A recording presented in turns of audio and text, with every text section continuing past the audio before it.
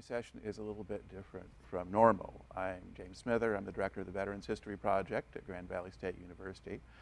And on this program for WKTV, I am normally the interviewer talking to military veterans. Today, on the other hand, a veteran and a veterans activist are going to interview me. So I'm going to turn the floor over to them. Please introduce yourselves and we'll get started. Catherine Coyers. I've been a veteran advocate for 50 years, and I've done several projects with you. And I realize you do an outstanding job with our veterans, but there's a lot of history behind the project and yourself that have never been told. So I threw out a challenge to you and said, can we interview you? And you thought about it and said, yes, let's do it. So I think this interview will give us a chance to learn a lot more about you and the project. And I will turn it over to Bob to introduce himself. Hello, my name is Robert Pies, and fourth generation veteran, military, and served during Vietnam, but not in combat. But I'm very active in trying to promote veterans and what they go through. And so I've met Professor at a recent veterans event on November 8th, and Catherine and I hope to ask some questions today. Now, in fair disclosure, Bob and I went to Forest Hills together, and he comes from a strong military family. Was it your uncle or great uncle? Great uncle. Was part of the Bataan Death March, and he did not make it home. So, and his father was part of the Korean Frozen Chosen Reservoir group. So he has a very strong history, and I think he will be very qualified to ask you questions from a veteran's perspective, where I will ask them from a civilian perspective. Very good. Are you ready to start? Absolutely. Okay, could we start with some information about you and your family life? Okay. Well, or family history. Sure. Okay. Well, I normally open an interview by asking the veteran, tell me, where and when were you born? And I ask that in part because it's an easy question to answer. It's a good way to get started. In my case, I was born in Hinsdale, Illinois in 1961. And Hinsdale is in the western suburbs of Chicago. It's on one of the commuter rail lines going into the city. And I didn't really realize it when I was a kid, but it was a fairly prosperous suburb, at least parts of it were.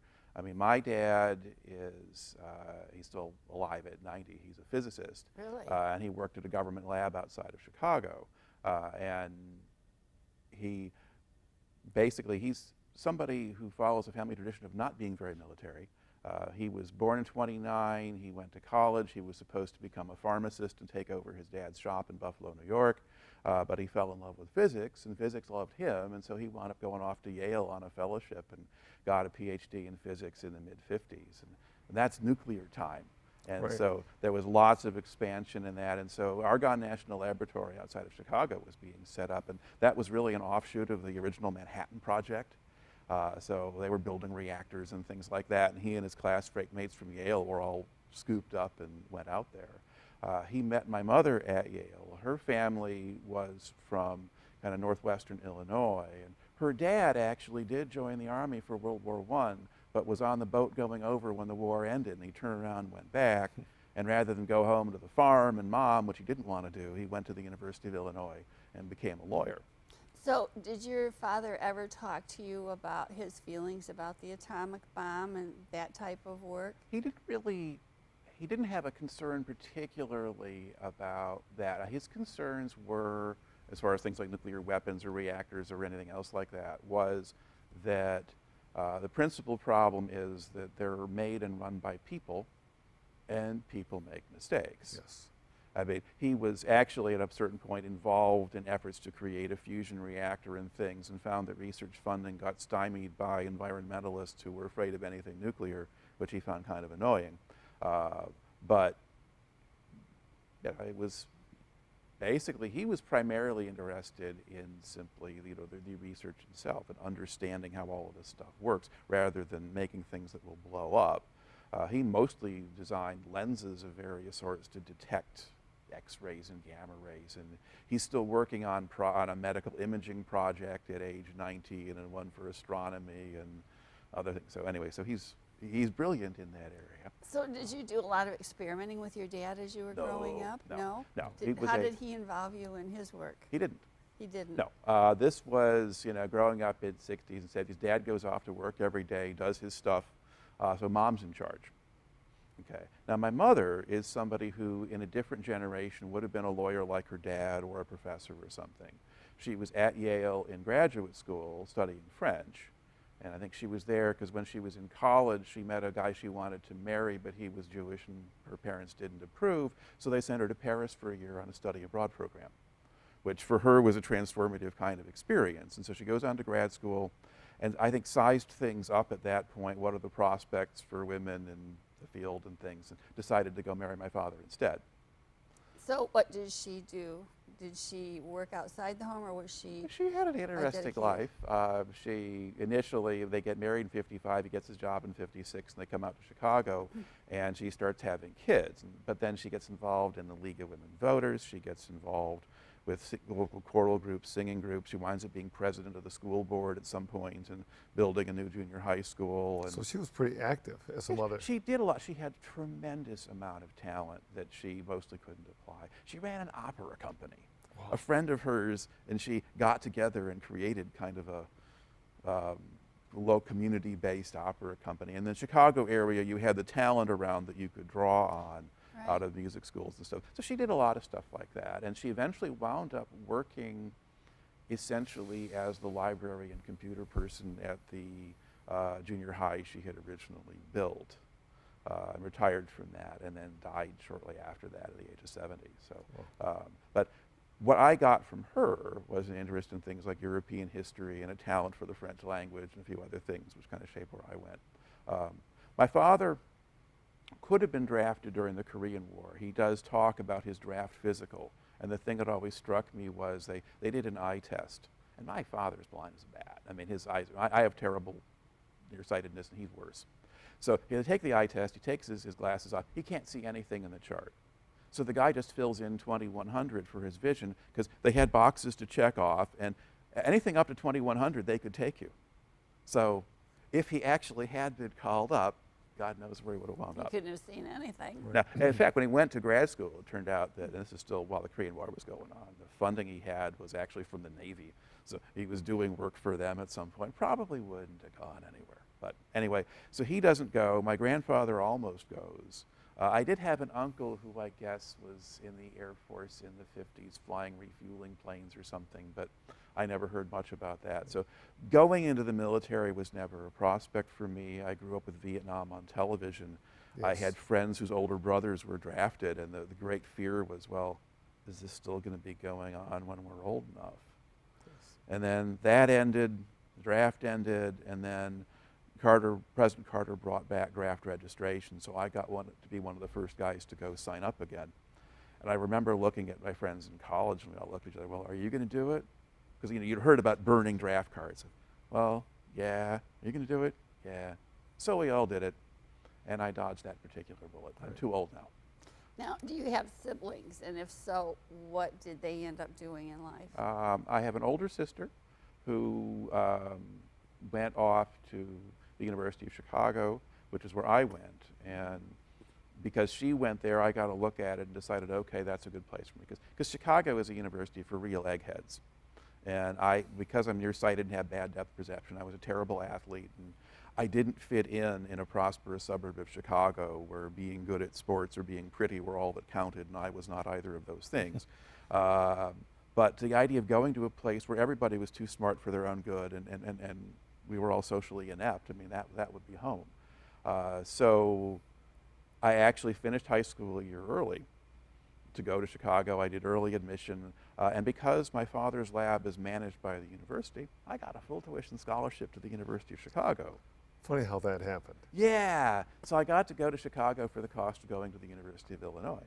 So that was that. So basically, my sister was kind of an influence in that sense, and then I have a younger brother who was quite different from the two of us. He's left-handed to start with, but he's an artistic, creative type. He actually wound up getting an art degree and an MFA.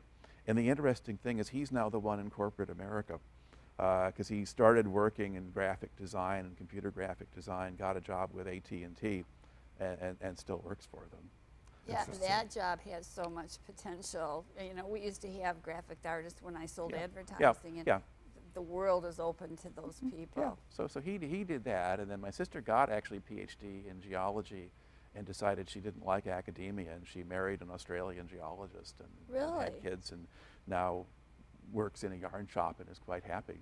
How interesting. Of course, she's in Seattle, so that probably helps. Anyway, so for me, okay, I go to Chicago at age 17, and at Chicago you could do all kinds of things. I became a history major because you had to pick a major, and I thought, well, I like history. I'd always read history as a kid. I read a lot of military history as a kid. Wasn't interested in being shot at or killing anybody, but somehow it was fascinating, and I think it was so far beyond my experience that it sort of drew me in, plus the experience is particularly intense. And so I read lots of military history, and when I got to school, there were no military history courses to take, but I wound up doing a lot of European history, Islamic civilization, history of Turkey and India and China, and I specialized actually in the history of the Byzantine Empire, which is the eastern half of the Roman Empire after the barbarians get the western half, which has its own peculiar history that I learned about kind of by accident while reading something about the Crusades when I was a kid.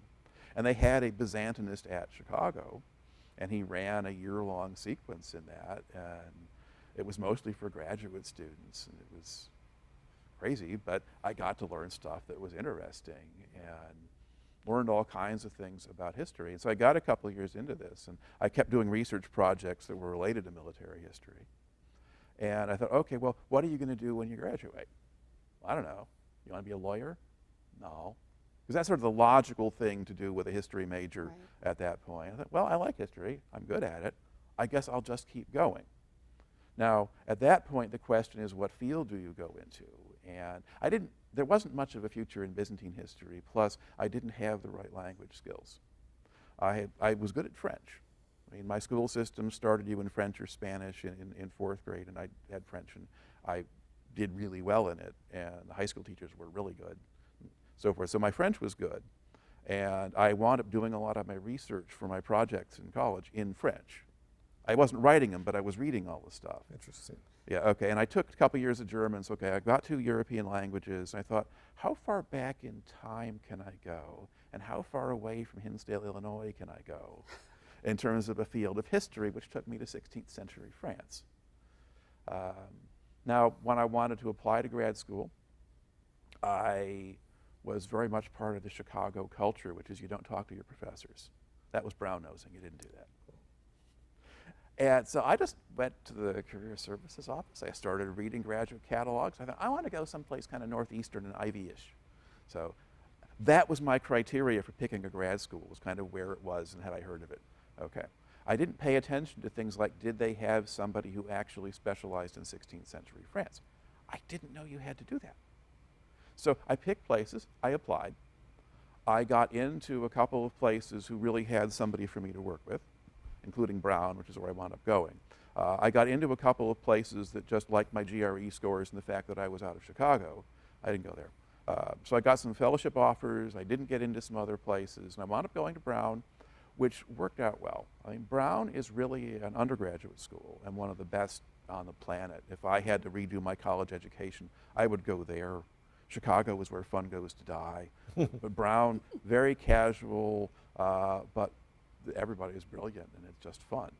But it's mostly an undergraduate school, and the grad students were there, I think, to give the professors someone to talk to and feel not quite so bad about not being at Harvard, which is where half of them came from. But it meant you worked closely with the professors. You got your first experience in teaching was a teaching assistant with students who were brilliant. So if you did your job at all, everything worked great. Easiest teaching I ever did. I did well in grad school. It got to the point where I was going to go to France to do my research, and I got a funding package from the French government that had me teaching English conversation classes in a high school. The idea was they would fund a certain number of American graduate students going to France if those universities were taking their graduate students to learn English. And so Brown had a slot open, and nobody in the French department wanted it, so I got it. It was yours. Yeah. And so I wound up, and then it turned out that one of the professors at Brown had a colleague at Paris who was going to be in Italy for a year and needed someone to stay in her apartment. So I got to sublet a really nice apartment in the city. And the school I taught at was in a suburb that was kind of the French version of Hinsdale as far as I could tell.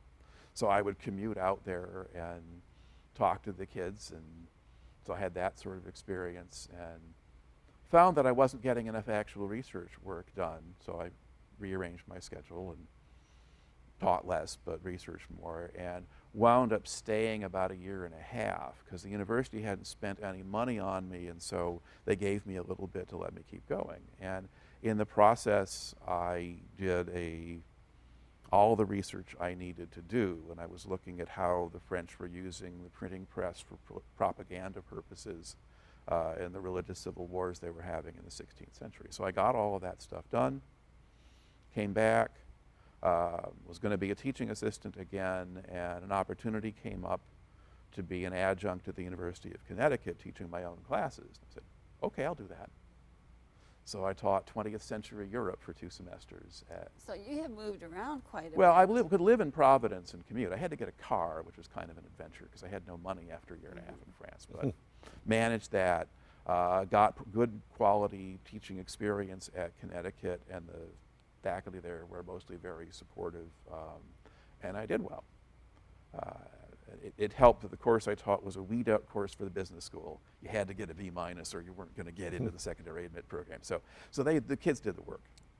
Anyway, so I did that, was finishing up my dissertation and on the job market and still feeling my way through how to do that. And I wound up. How old were you at this time? Let's see. Okay, that was 1988. So at that point, I was 26, turning 27. Okay. So I was pretty young. Graduate students usually stay a little longer than I do, but I'd started early. And I spent a long time being the youngest guy in the room. Now that I interview my own students, that's not the case anymore, but okay. Life changes. Yeah, so I got a visiting position, so a temporary position at the University of Dayton in Ohio. And there I got more practical. Now I'm teaching full-time with at least something approaching a real salary. Main thing about Dayton, other than the job experience, was I met my wife there. She was teaching there on another temporary position. And eventually after that year, she went off to Auburn for a tenure track job, which she hated.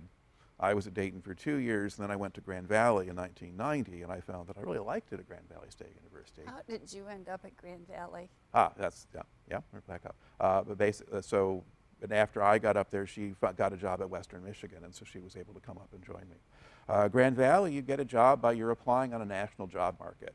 This is before the days of Indeed or LinkedIn or whatever. So you read advertisements in history publications, and you apply for jobs by mail.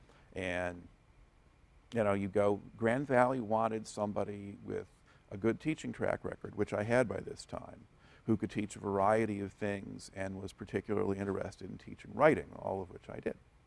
So I fit their profile, and that's the kind of thing where you go and you interview at a convention with these people, and sometimes you just click. And I clicked with the people who were doing that interview. It turns out I had seen one of them before. She had interviewed for a job at Brown that she didn't get. She wound up at Grand Valley. And this is a woman who had been a nun and a high school teacher in New York City, and then went off and got her PhD and got a job as a professor. She was a phenomenal character. But we just clicked. And how did you feel about the Grand Valley campus compared to the other campuses you had been on? Because at that point, correct me if I'm wrong, it had grown beyond the original 5 or so buildings. Grand Valley, when I got there, had 11,000 students. Okay. And it was about double what it had been a decade before. And so there was some newer building on campus, and the original ones were there. It just looked to me like a modest-sized college campus. I mean, it wasn't as old as Chicago's or Brown's, and it wasn't as big as Connecticut's was. It was similar in size to Dayton, actually, at that point. Okay. But you could see that the university was growing, and you thought that would be a good place for you to work. They were. The main thing, I could see it was growing, which the main thing that actually struck me was that the climate in the department was such that I could teach the way I wanted to teach. I mean, I had turned down a job offer at a school in Alabama that I had applied to because my future wife was down there. And I got there and realized, oh my God, I can't do this. It was just, I wouldn't be able to do the things I wanted to do in a classroom. But here, I could teach the way I wanted to teach. They had a reasonable teaching load. They had decent salaries. They were supportive of people who wanted to do some research and things. And it looked like I could get along with people well. And in a way, being in Grand Rapids, it's different from Chicago, but there's a lot of overlap. So it wasn't quite going home, but it was kind of like that in a lot of ways. It was a comfortable enough place to go, and it looked like I could do the things I wanted to do. And at that point, that was going to be teaching European history. Now, where was your wife at this point? Was she still She at was Western? at 1990. She was at Auburn. She had gone to Western. She was at Dayton until '89, and then at Auburn for 2 years. So when I go to Grand Valley, she's in Alabama, and my first year at Grand Valley, she applies for and gets the job at Western. So, and she basically decided that even if she hadn't gotten the job, she would have come up anyway, because Auburn, Alabama is not a good place for a Yankee feminist to be. It might be better now, but it wasn't so good in 1990. Sure. Anyway, so we got up here, and I taught. I did my thing. I published some articles. One thing I did do is I helped my wife edit a set of Civil War letters. Because she's an American historian, and she had an old friend from college who had found this pile of letters written by a Union Army surgeon from the Civil War. Oh, that had to be fascinating. And it was, of course. And the thing was, I knew all the military history, and she didn't. So she kept, as she's working on it, she kept asking me questions, and eventually she gave up and made me a co-editor. So I had that early experience doing some military history. And then around 2000, there was an opportunity to design a bunch of new upper-level courses that you could offer across campus. And so I created a military history course. And now, you had children somewhere in this process. We had a son in 1996, David. And we actually moved to East Grand Rapids because we were living in Grand Rapids and watching the school system spiral downward and thought, okay, private school or suburban public, well, let's go someplace where he can walk to school, which was East Grand Rapids. East Grand Rapids. So we did that. Yeah, so he's there. So does he share your interest in history? A certain amount of it, yeah. Okay. That's farther down the line. Okay, but basically, because I start teaching military history, and I also become chair of the history department in 2001, I'm now in a position that will actually set me up to go where I wound up going. Now, at that point, were you getting many veterans on campus? Not very many. There were a few. I would occasionally encounter one here or there. There's one guy that I'd love to track down if he's still around, who actually was a career Marine Corps officer who took a Renaissance class that I took, and he was phenomenally good. But what was the feeling of the students towards the veterans on campus at that time? Well, there weren't very many of them, and this is the 90s. Yeah. And by the 90s, nobody really worried about it much. Thank you for your services coming in. There really wasn't an active war going on at that time. There wasn't a war. You had the Gulf War, which lasted about 10 minutes. The only thing that registered with me about the Gulf War initially was that one of my students, the night it broke out, I was teaching a night class, was really shaken up because his brother was in the military and now there was a war going on. Right. And some years after it, I think I can think of one Gulf War veteran I had in one of my classes who actually took the military history class, and it was kind of fun to have there. And one of the students I had in European history had kind of left school, joined the Marines, and he came back to show he could do it now. Yeah, to school. So I saw him again when he came back, and he was no longer the geeky little kid anymore. And the Marines had really done a lot for him. Did he come back under the GI Bill then, or? Yeah, I think that probably. I think he could have afforded to go probably anyway, but he had left school. Basically, he was a really bright kid who went in too early and tried to do too much and wasn't very successful, and left and joined the Marines. And in the Marines, he got his act together.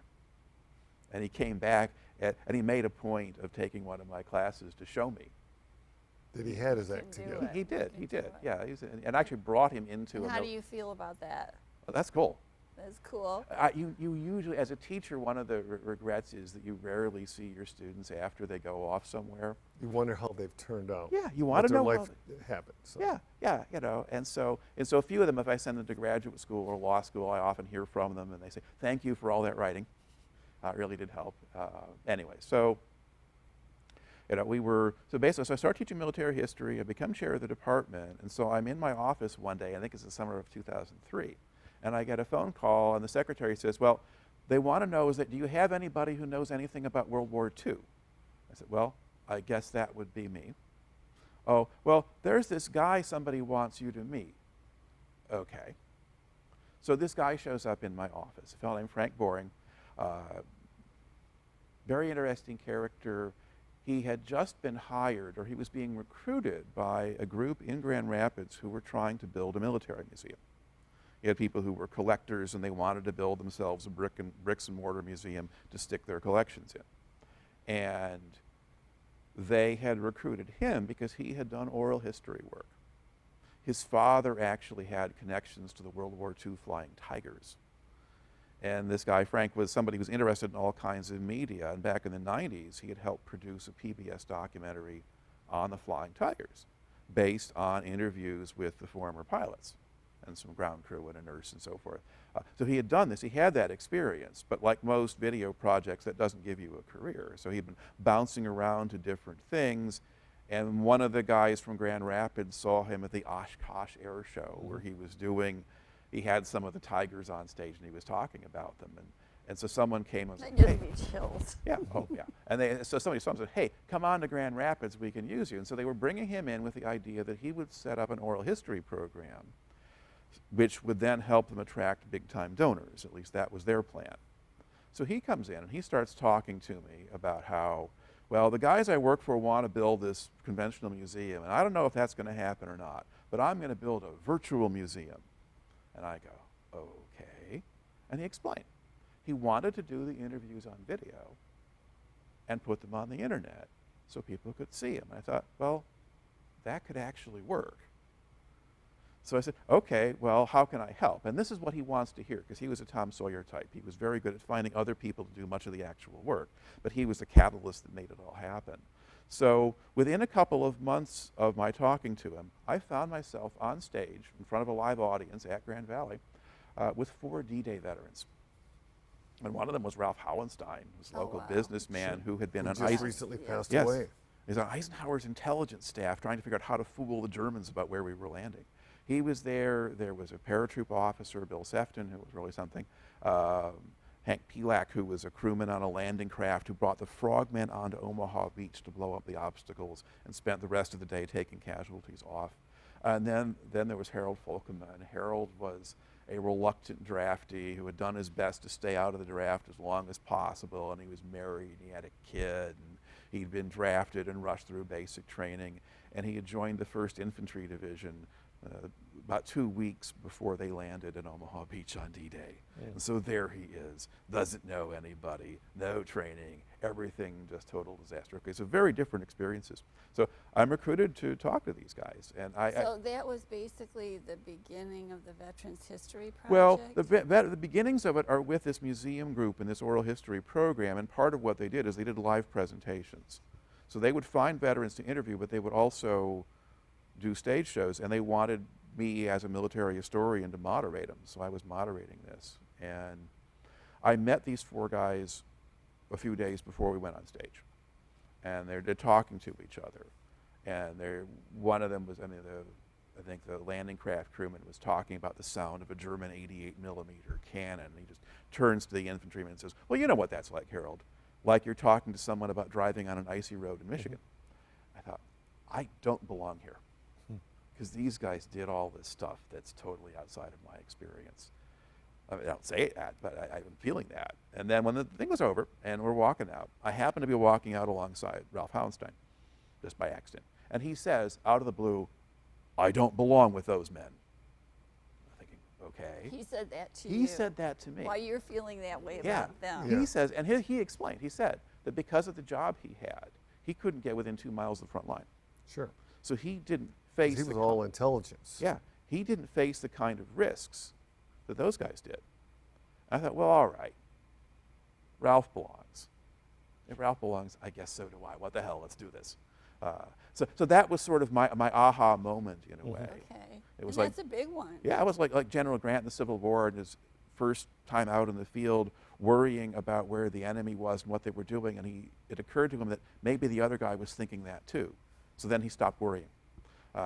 So I said, okay, I can do this. So between 2003 and 5, I was running the history department. Frank was running his project over at the Military Museum. So I did some live programs with him. I sent him student interns, and then in 2005, he came up with the idea of making a documentary film based on interviews with local veterans and the men who were with the local National Guard unit, we call them the Red Arrows, who got called up very early and wound up in New Guinea in 1942 as some of the first Army troops actually sent into combat in the Pacific. And they had a thoroughly miserable time. But they were from the area, and so at that point there were a fair number of them still around. And we thought, okay, Frank would be the volunteer executive producer because he's had the filmmaking experience. And I will recruit history students to do the interviews and write the script and this kind of stuff. And we'll get film students to help shoot it. So we set up basically a class for the fall of 2005 where we were going to do this. And in the summer of 2005, the museum group ran out of money and fired everybody. Okay. So at this point, all the people who were volunteering with this in the community all kind of look at me and say, what are you going to do about it? Because I had an official position and maybe some capacity to do something. And I said, well, okay. It turned out that one of the donors for the museum group decided to give his money to us rather than them. So we had a little money, so we could pay Frank now to work with us at Grand Valley to do this. And we made what became Nightmare in New Guinea, which is a pretty good little documentary that gives you a pretty good feel for what it was like to be some guy from West Michigan stuck in the jungles of New Guinea with malaria and Japanese shooting at you and so forth. And so we finished that in '06, and at that point we decided that somebody had to do something about the hundreds of interviews that the museum group had conducted, because those were not archived. They set their project up in conjunction with the Library of Congress Veterans History Project. And that's a national effort that was created in 2000, 2001, originally with the idea of recording World War II stories. Okay. But it ultimately has expanded to include everybody. So that's where that partnership That's that started. company. So they were using Library of Congress paperwork, and the plan had been to archive, I think they wanted to set up their own website, but they were going to archive it send stuff to the Library of Congress, but nobody had ever done that. Did they have a goal, how much of this they wanted to send there at that time? They hadn't figured any of that out. It was the worst organized group I've ever seen, which is why they ran out of money. And they had big-time donors. I mean, Hallenstein gave them money, other people gave them money. I was going to say, yeah. It was a mess, which I don't want to get into too much. But basically, so yeah, no, it was just chaos, basically. Grew from that. And essentially, so we thought, okay, I would set something up at Grand Valley. And so I start talking to administrators and the library people and so forth. And we had a new library director who thought the idea of an archive at Grand Valley with all its video stuff, that was great, because she wanted to have material that was unique to Grand Valley and to use technology and things. So she was behind it, and the library was willing to basically help us set up a website and things like that to post the interview videos on. So that was good. And I talked to the provost of the university, it was Gail Davis at that point, and she was somebody with an interest in history and oral history. And she was kind of interested, but at the point when I'm talking to her, an outside donor was coming in and saying, I want to give you money to create a local history office or whatever. And that was kind of overlapping with what I was suggesting. And she said to me, well, sorry, I'm going to do that. I can't give you a full office or permanent thing, but you can certainly go ahead with what you're doing. And she wound up providing us with a certain amount of funding, and because we had an external donor at that point, we got started. May I ask Yes. a question at that point? Approximately how much are we talking about with funding at that point? At that point, when she originally started to give us funding, it was $10,000 a year, and it was Okay. $10,000 for a while, and briefly at a certain point it became 20, and then it was 10 again, and now it's nothing at all, because it was always soft money, out of a discretionary budget. That provost retired, The new one continued it for a year or so, but basically the university has financial issues of its own, and they're cutting back everything, at least like this kind of thing. So I'm on my own in terms of finding money. Do you think the public is aware of that at this point? No. Because even I didn't realize how much money you didn't have for this project. I know I see personally how much is going on behind the scenes, and have often wondered who's funding this. Have you thought about doing fund drives down the road? Well, the problem with fundraising, I mean, this has been an ongoing thing that I've been involved with, is that at a university you have to work through your development office. And the development office has other priorities. So it's not like we can do a GoFundMe without their permission. I haven't actually asked them that question. They don't mind if I find a donor who hasn't been giving anything to Grand Valley.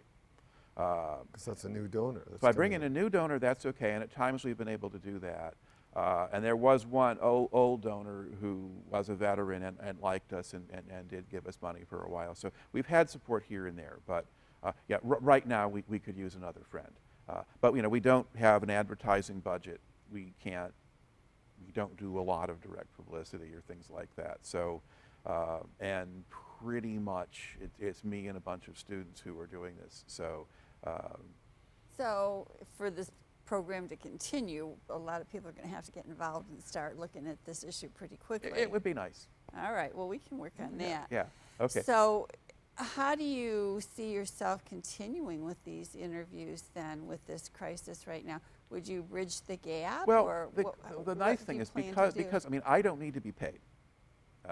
What I have been doing is I've been using some project funds to buy myself out of one course each term, so I'll teach 2 rather than 3, which I've been doing for a while. I've actually put in for a sabbatical for next year where I'll be researching something that's a byproduct of this project. When I come back, I'll probably go back to teaching the regular full load so I don't have to spend that money. Again, so we have, a lot of my students are work-study students. They're not too expensive. So the costs, I mean, the basic operating cost is somewhere between, I can get by on about $15,000 a year.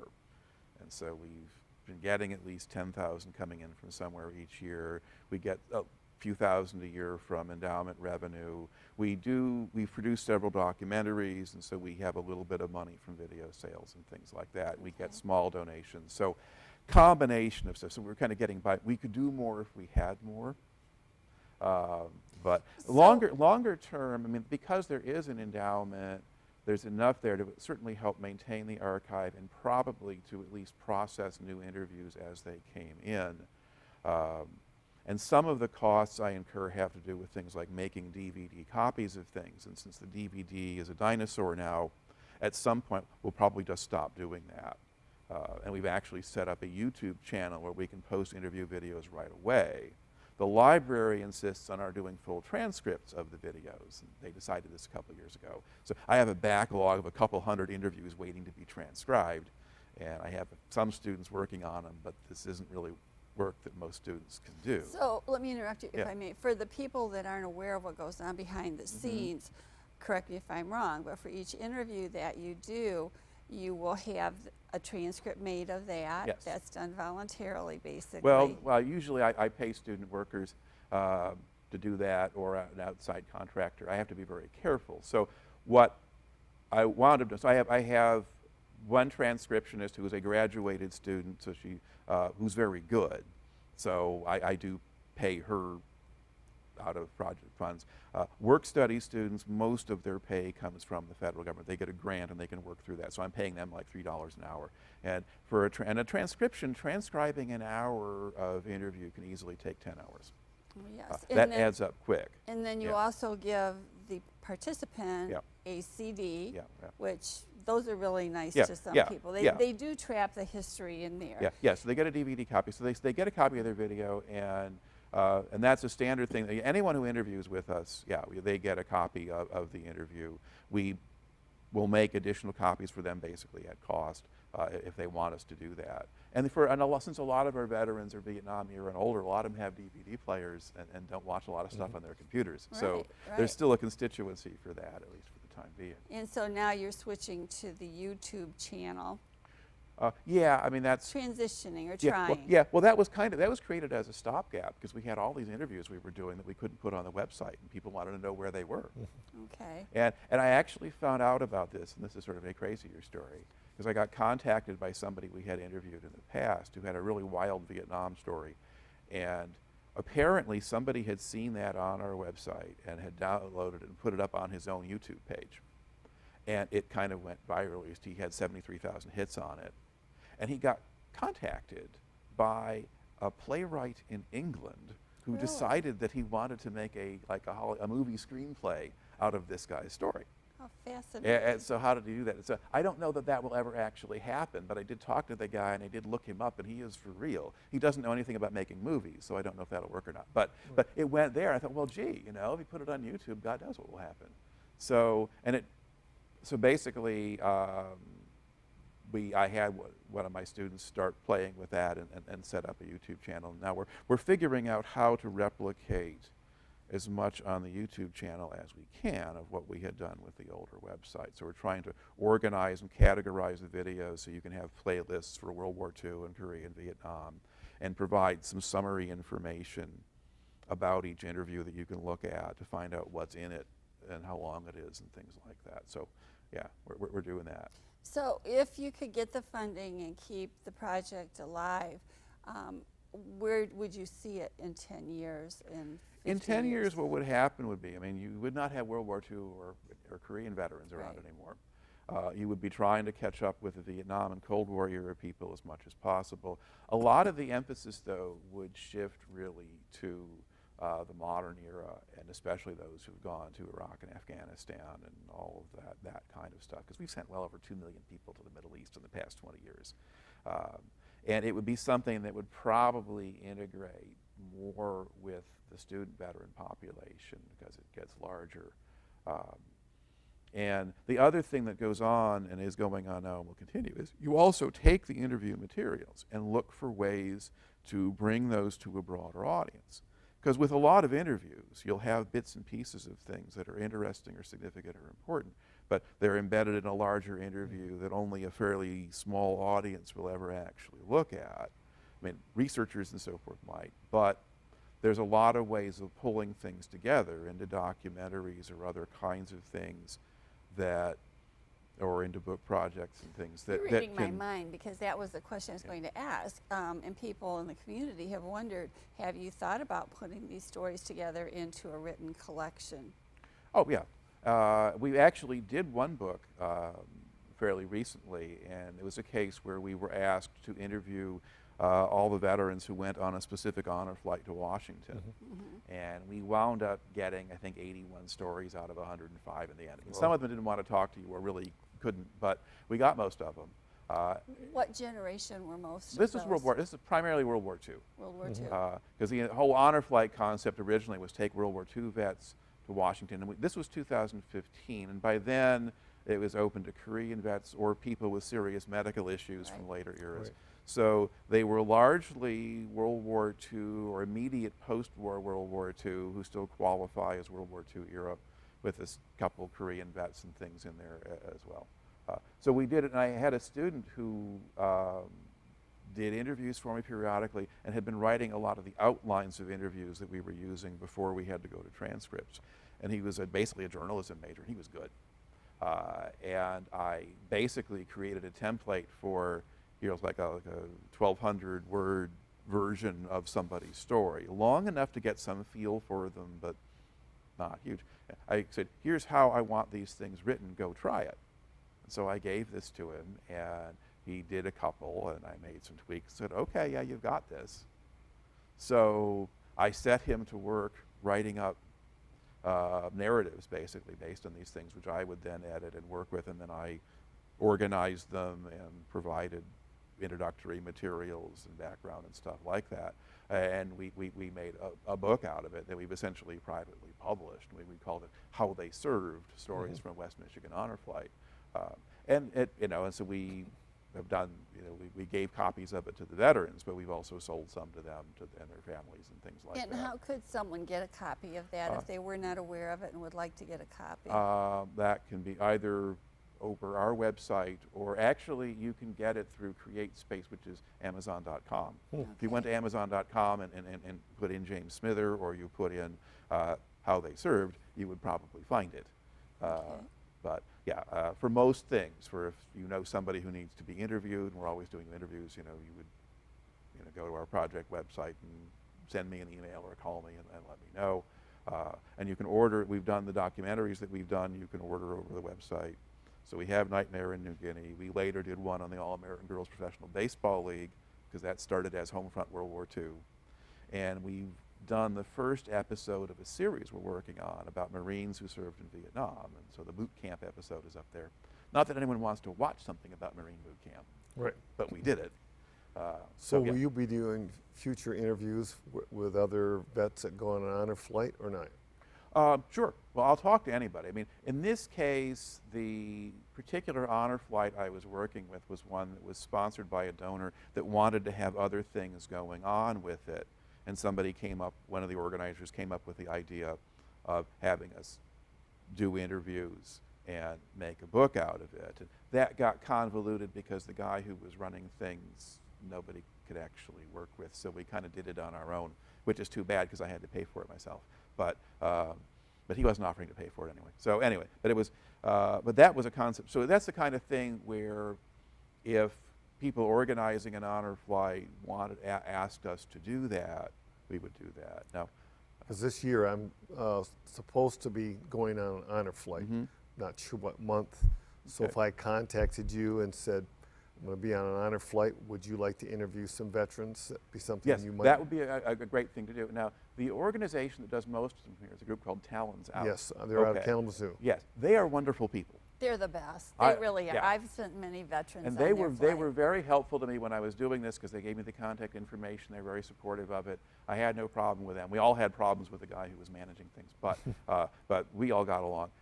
Yeah, so they know me, and yeah, and actually that's a great way to get people, because if you've got through that, because part of the thing with actually in the broader thing of how do you get people to interview, which is something you Yes, probably want which to is know. one of my questions.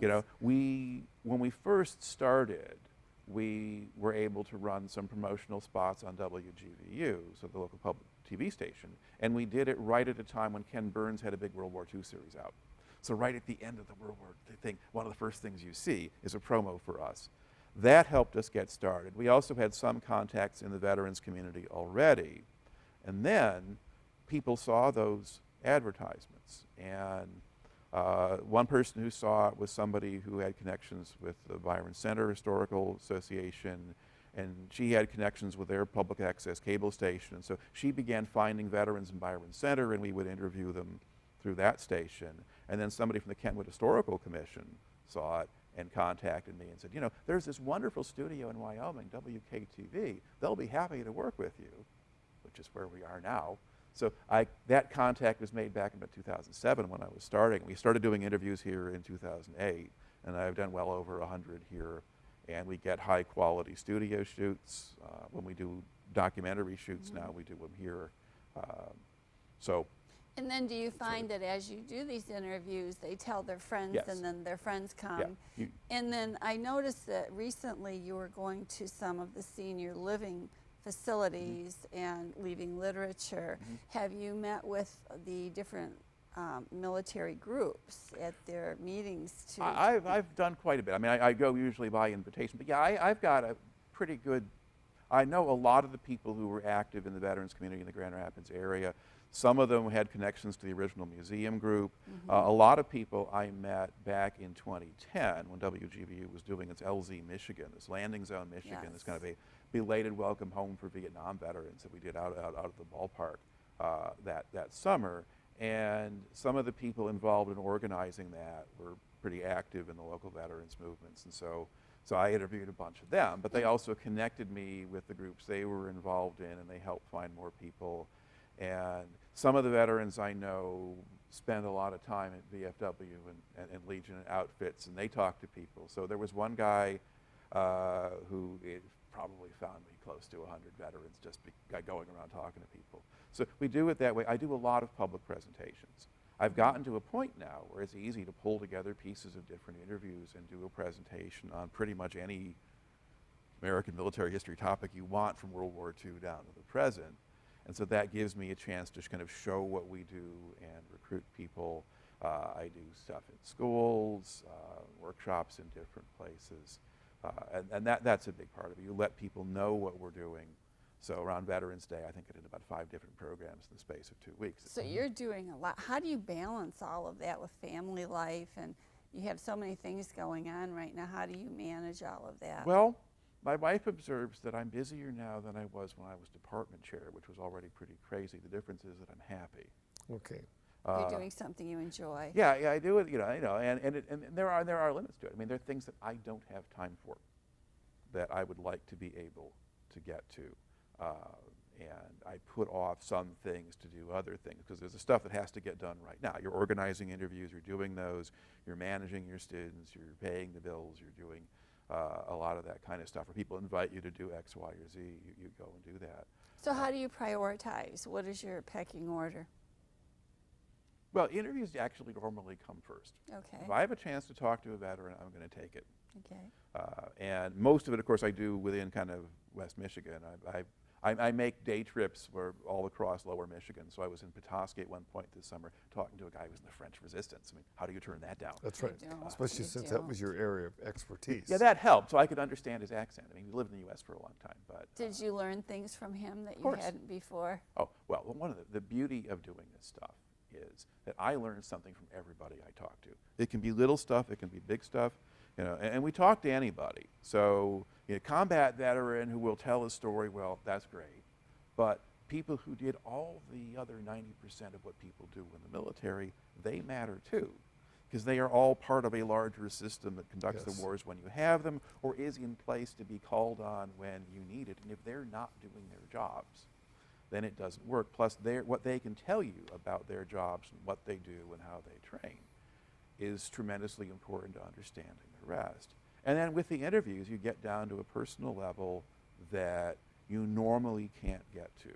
Occasionally, you'll find a diary or a good set of letters that will do it, and maybe these days somebody's emails. But mostly, it's all miscellaneous details of different experiences that are never recorded, and there they all are. And I learned a long time ago, never assume you know what they're going to tell you, because they're always going to mess you up. How do you separate?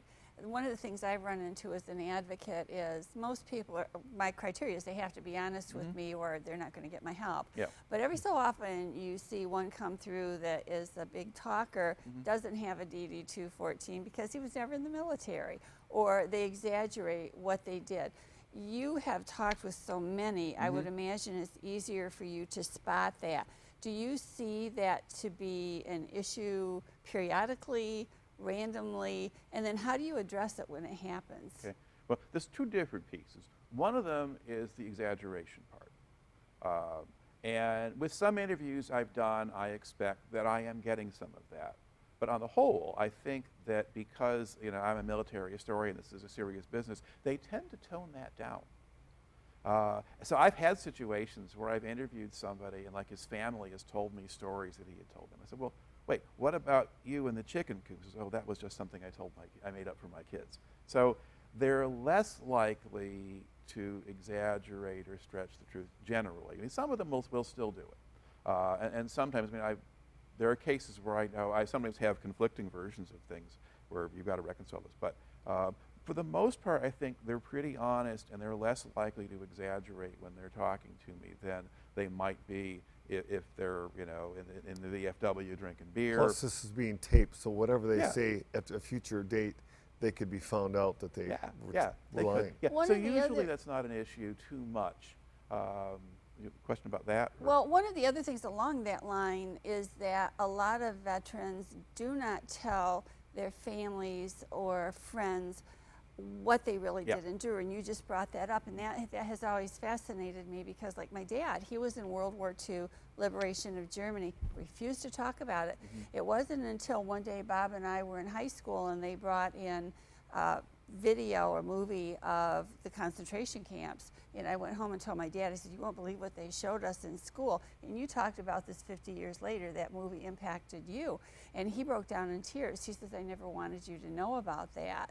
And so do you find, like I do, that a lot of times these veterans will go the opposite rather than, you know, fabricate? There's a lot they don't tell. Oh, yeah. Because and to me they've said that they don't want to hurt their family.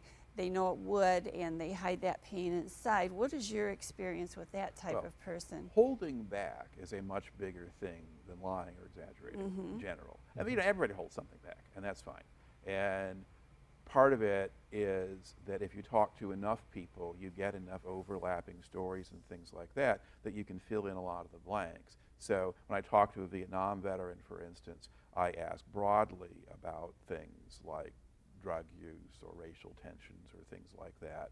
I do it in an open anyway. So, you know, I said one of the stereotypes of Vietnam is actually, you know, what was your view of that?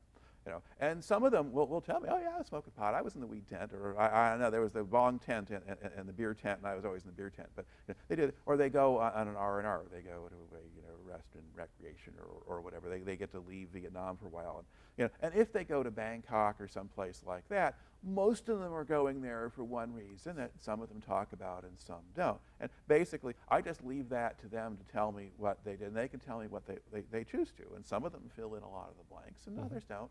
That's fine. But there's also, sometimes there's things that, yeah, they didn't want their families to know, or their wives to know, or their moms to know, or they don't want to go back there. True. I remember early on interviewing a World War II vet who was in the Battle of the Bulge. Very bright, interesting guy, would talk about everything in his military career except the Battle of the Bulge. And the bizarre thing there was that when I went to interview him, I make house calls, I'll go visit people, and so I was in his apartment, and he had on his table a box of letters that he had sent home to his mother while he was in the war. He tells us what they are. He says, I have not looked at them. I don't want you to look at them. I don't want to relive that, but there is. So he was still working it out. So what does happen sometimes is I'm the first person they tell stuff to. Sometimes it's because nobody ever asked. Right. Sometimes because I'm asking them in a way where I've got enough background, I kind of know kind of what to ask about or for. Plus, I'm helping them put it together in a coherent fashion as a story. And then sometimes you get these fantastic stream of consciousness narratives that come out, and they're back there. Something they've stuffed away for years, and all of a sudden it starts coming out. Yeah, and the images are all there, and they just roll out. And actually, sometimes with those people, I've tried, you know, doing a follow-up, say, for a documentary or something, and often the story doesn't come out as well. Or they don't want to do it again. They've done it once. They'll talk about everything. You know, so you get that. So you get this really broad range of things. You get people who are not doing the exaggerating they normally do. You get people who are guarded or careful about what they will or won't tell you. You get some who just open up and lay it all out. And any of it works for me. And my approach is, okay, whatever you tell me is more than I had when I started. Now, you had asked earlier about outright frauds.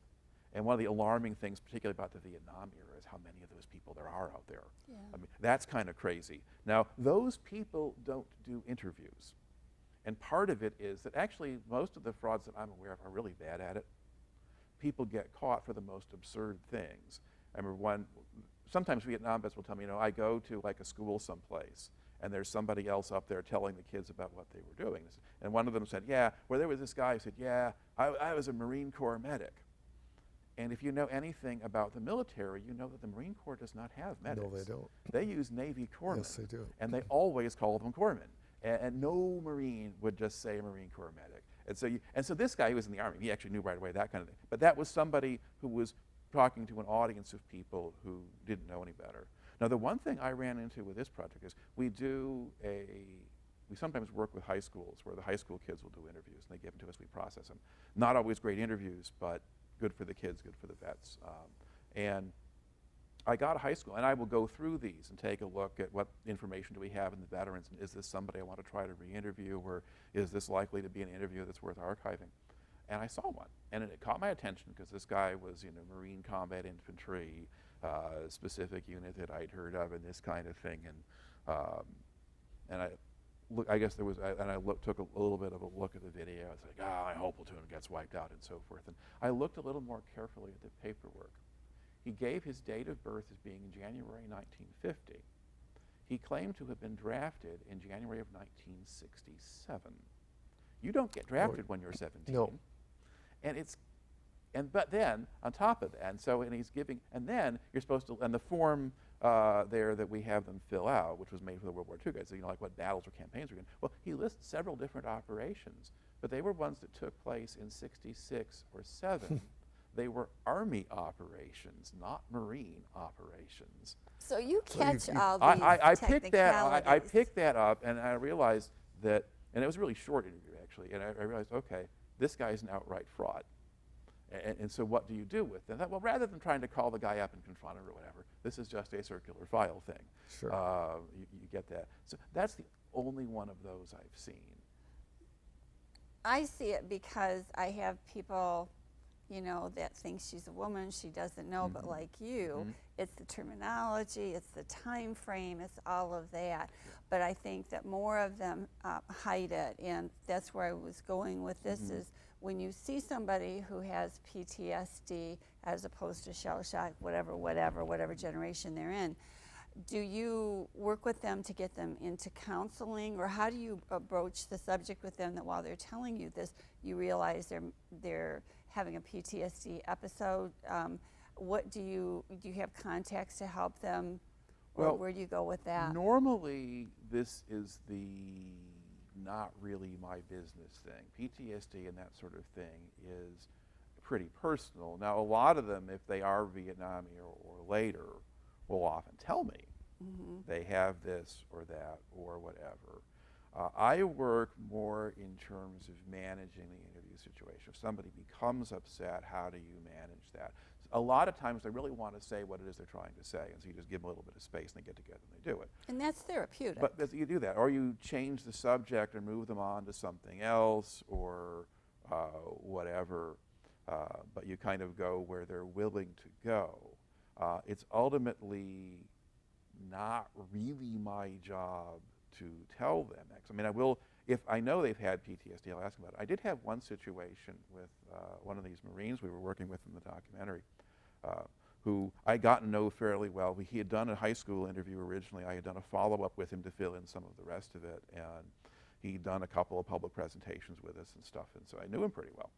And we brought him in, and we did an interview for the Marine Corps in Vietnam series, and he was talking about different kinds of things that he was dealing with, and it was like, there was part of his story he did not want to tell again. We had it in the original interview, and we could use that, but he didn't want to tell that story again. So he's talking about things in ways that suggested that he understood that he had PTSD.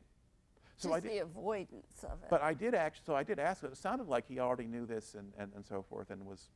So I asked him, what as kind of treatment or support was he getting for his PTSD? He said, Okay. I don't have PTSD. I went, oh crap.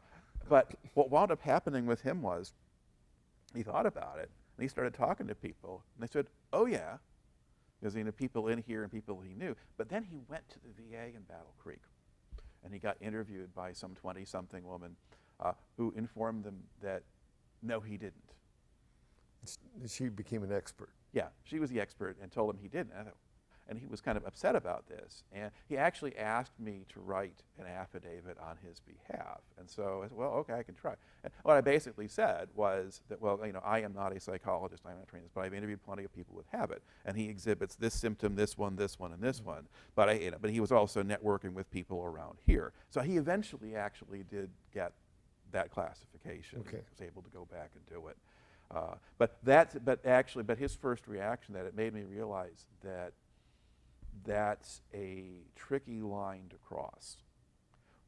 If somebody has it or thinks they have it and they're asking me, there's places I can direct them, because I know a lot of the people do some of that, the kind of support services for them, which places to go to.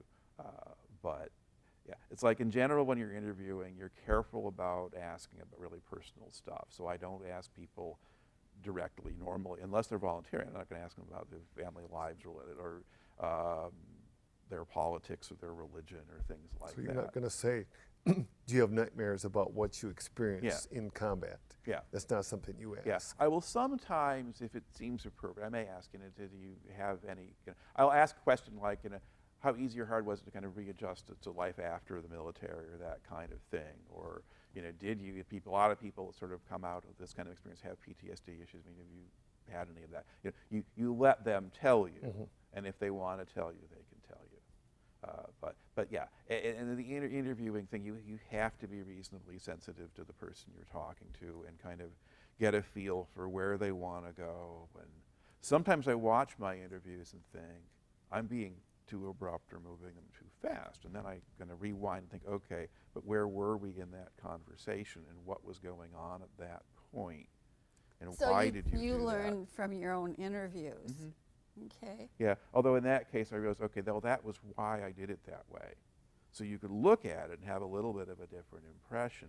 But actually, even if you're seeing them on video, it's sometimes not the same as just being in the room and getting the feel for where they are. Yes, it's like sending an email, something gets lost in the transition. Yeah. Do you have any feelings on this debate about PTSD becoming PTS? As you know, PTSD stands for post-traumatic stress disorder. Many of the veterans are saying that they would like to change it to just post-traumatic stress, drop the disorder. They don't like the mental stigma with it. Do you have any feelings about that? Does that come up very often? As long as we're giving them support, I don't care what we call it. Right. It's fewer syllables, which is probably good. I think George Carlin at some point did a routine about how it was shell shock, then it was combat fatigue, but it was a little longer, and then it became post-traumatic stress disorder, and what will come next. So making it shorter is probably okay. Okay. I think what's actually important, really, and this is actually something that you yourself were involved in, is that this is now recognized as a real thing. Yes. And in fact, a normal thing, at least if you had a civilized upbringing, because being in the military, and especially fighting, has you do things that go against core values, and you're seeing and doing things that stay with you. I mean, I think probably if you're if you're with Attila the Hun and cut people up all the time, you may not care because that's just the way the world is. But for us, for the people that I interview, people coming out of American society, in the 20th and now 21st century, you're doing things that you're really not supposed to be doing. And that goes against our values Yes. and everything. So let's talk about how that impacts the military service, impacts their religious beliefs and values. That has to be shocking to some of them. How do they relate to you? How does that change them? I mean, it has to impact them. Do they bring that up with you very often? Yeah. I mean, a lot of people do volunteer in one way or another, especially if it's something that's important to them. I guess what I found, and I've done well over 1,000 interviews with veterans in a lot of different areas, I'd say the single biggest thing that I see with religion and the veteran is going to be that the kind of religious experience they may have while in service is usually a product of what they brought in with them. So people who are strong in faith when they go in usually stay that way. Okay. And it's a significant source of strength, especially in stressful situations, and also often helps keep them out of trouble in the more day-to-day kinds of things. So they go to Australia or Hawaii for Barnard, but although you can still get in trouble there too. But basically, they have a moral compass, okay, and it helps them deal with or balance or get through what is difficult. There are people who have sort of a generally religious background upbringing, but are kids and they don't take it all that seriously. And they find themselves in a crisis situation and they will turn to God. And some of them talk about images, voices, or just some feeling or sense of something. I mean, it makes the faith stronger. Others talk about losing faith. They're taught in this, they think this, and then they go, what kind of God would make this happen? And so I've had someone say, religion was a zero for me in Vietnam. You have other people, and it's probably more common with the younger veterans just because of how our culture has evolved, who aren't particularly religious going in and come out and they're not religious either. Mm-hmm. So there are atheists in foxholes. True. But if where religion is present, the stronger it is, usually the better it is. So it's still something that serves in this society today. You recognize that it just does things for people that a lot of other stuff cannot. That makes a lot of sense the way you Yeah. state it. I mean, you do it very eloquently. Has doing this project with them changed your view of life and death? Yeah. In what ways? You realize, I guess, how precious life is in a lot of ways, and what it means particularly for somebody's life to come to an end before they're ready to do so. And of course, that happens all of the times. But you realize just the impact that it has on all sorts of people, and you realize what it is that you lose. And the sad part of doing this in a way is, most of the veterans I've interviewed are older than me, and most of the World War II vets I've talked to are gone. And they're not here anymore. Or the Vietnam guys that I work with a lot, I watch them get older. Of course, I watch me get older too. But so that's a sad thing. But the other thing is, you recognize that when you record somebody telling their story, they're still there. Yeah. You see them and hear them, and the personality and the character is there, and you keep that. The other really biggest thing is how this experience, I always thought, war was best avoided most of the time anyway, but I realize more and more what war does to people, not just to the veterans, but also in all the places they go, and all the lives that are lost, and the people who are homeless and displaced, and the rest of it, and the idea that you'd start a war when you really didn't have to, or make choices to do that, really becomes horrifying. And so as we very recently, there's been sort of the dust up with Iran and things like that, and people are worried what's going to happen. And this was going on right at the point I was finishing up the last semester, and I was teaching a military history class. And Grand Valley doesn't have an ROTC program, but we have students who do ROTC through other institutions, and they have to have a military history class, so they have to take mine, which is really hard. But I had this group of ROTC kids in there, and I'm thinking, what's going to happen to them? And one of them actually is already, in the reserves or whatever, and he's getting called up. It was being called up anyway, but at that point it's like, okay, what happens? So it has a deeper meaning. Do you ever have students ask you, should I join or should I not? What is your feeling on that? They don't usually ask me about that. Sometimes they tell me that they've been listed in the Guard or whatever, but not particularly otherwise. That's sort of, I guess, not my field. It's more, I hear more, the ROTC students I will know about because they're in the class for that reason. And then student veterans sometimes identify themselves, especially if they're in the warfare class, and they will take that class often just because they want to know something about the subject. But it's more talking about experiences than it is predicting anything. I'm going to ask one last question. For this segment, as you see these people coming in for interviews and then they pass, like Richard is a good example. He went by the nickname Richard Troublemaker. Swanson, yeah. He was a Korean veteran. He told his story with you, very feisty, very colorful. November the 8th, we honored him at an event, and he passed away a week ago. And one of his concerns was, we've lost the World War I, we've lost most of World War II, we're starting to lose Korean, we're losing Vietnam veterans in a massive way, and the suicides and the others. What do you feel we are losing from your perspective with each generation that goes?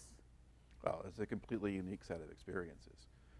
There are commonalities between soldiers or people in the military. There are shared things and bonds and connections and parallels. But if you're actually participating in one of these conflicts, sort of each one is different. It creates its own atmosphere and environment. But also, in public, generally, we form stereotypes about it. And people write about it. And any book you write, any documentary you make, is always going to be an incomplete picture.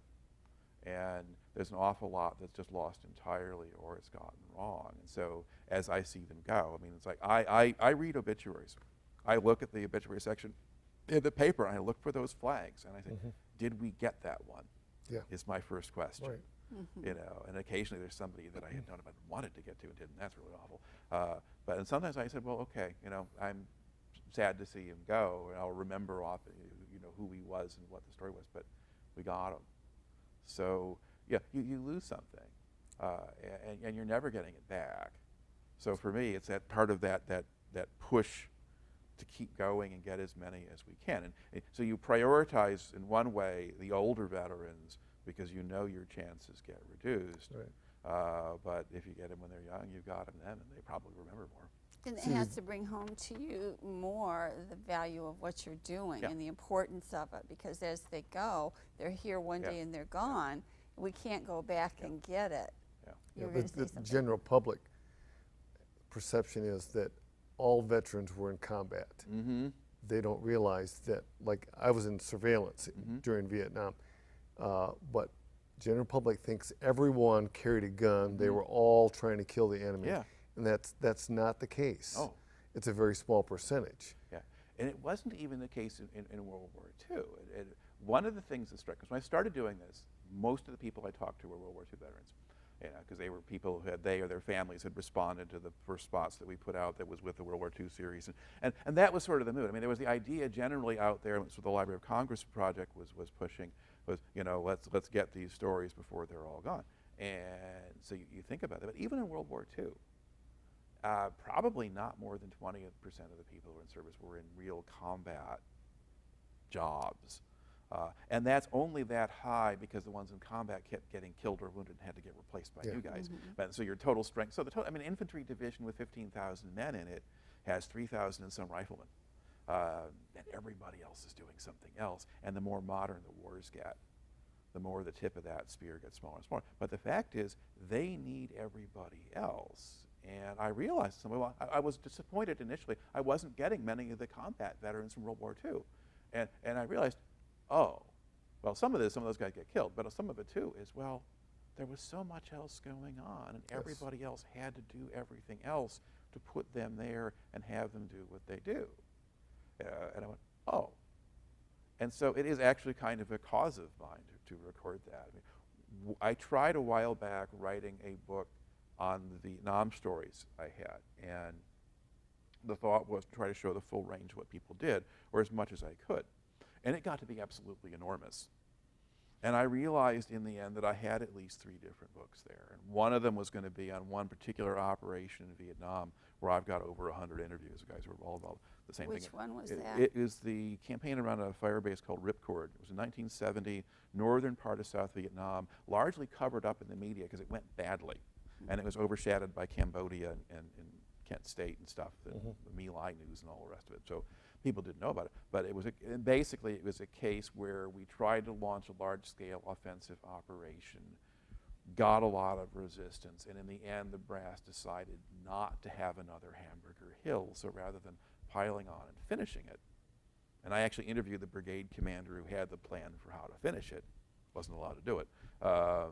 Instead of doing that, we pulled out. And so, and initially it was kind of largely covered up, and these guys made their own association. They started meeting each other, and I interviewed a local veteran who was part of that group, and he said, we're having a reunion down in Minneapolis, why don't you come? And that was in 2011, and I've been going ever since. And this year is the 50th anniversary. And so, and I decided, the first few years I was doing it, there was one kind of popular book about it that was pretty good, and based on interviews with the veterans. I thought, well, this guy's got it all. And then I eventually learned over time that no, he got some things wrong, and he left some things out, and he didn't have the kind of historian's perspective on things. He was basically self-taught. There's a lot of stuff that I have to do, and originally that was one chapter in this larger book, and now, no, that's a book, okay. But I was trying to cover everybody, but I was also had a heavily Michigan focus, because that's where most of mine were from. And I realized, well, okay, let's do a kind of more general audience thing called Michigan in Vietnam. Give you a random sampling of stories of Michigan veterans out of this thing and use that in conjunction with the project and use a state-based press or whatever, that kind of thing. But then do one that somebody told me I should call REMF, which is Rear Echelon Mother Blankers, which was what the combat guys called the non-combat guys in Vietnam, and have it be about what everybody else did in Vietnam. Because when I was working on the first book, the idea was to show what was it like to be an ordinary person in the military in Vietnam at this time. And there are some good books on the combat soldiers, plus a lot of individual memoirs and stuff. But there's very little that deals with anybody else. And no real attempt to do that. And I thought, okay, that's what I have that nobody else has. And I probably in the end won't use that title, or if I do, I'll have a very apologetic subtitle. Sure. But that idea, because that's all part of it. So I mean, I have lots of guys who tell me, oh, I didn't do anything. And you don't need to talk to me. I don't have a story. And the reason for that is they didn't get out of the United States, or they were in Germany in the Cold War, they were someplace else, and they weren't in a war. And then as well, you know, did you go overseas? Well, yeah. And where were you when we were? You have a story. You were in Japan after World War II. You have a story. So let the historians decide that. Sure. You know, and that's part of the sales pitch. You and I had a conversation along that line a few months ago about what is a hero. And you said it's somebody who does what has to be done.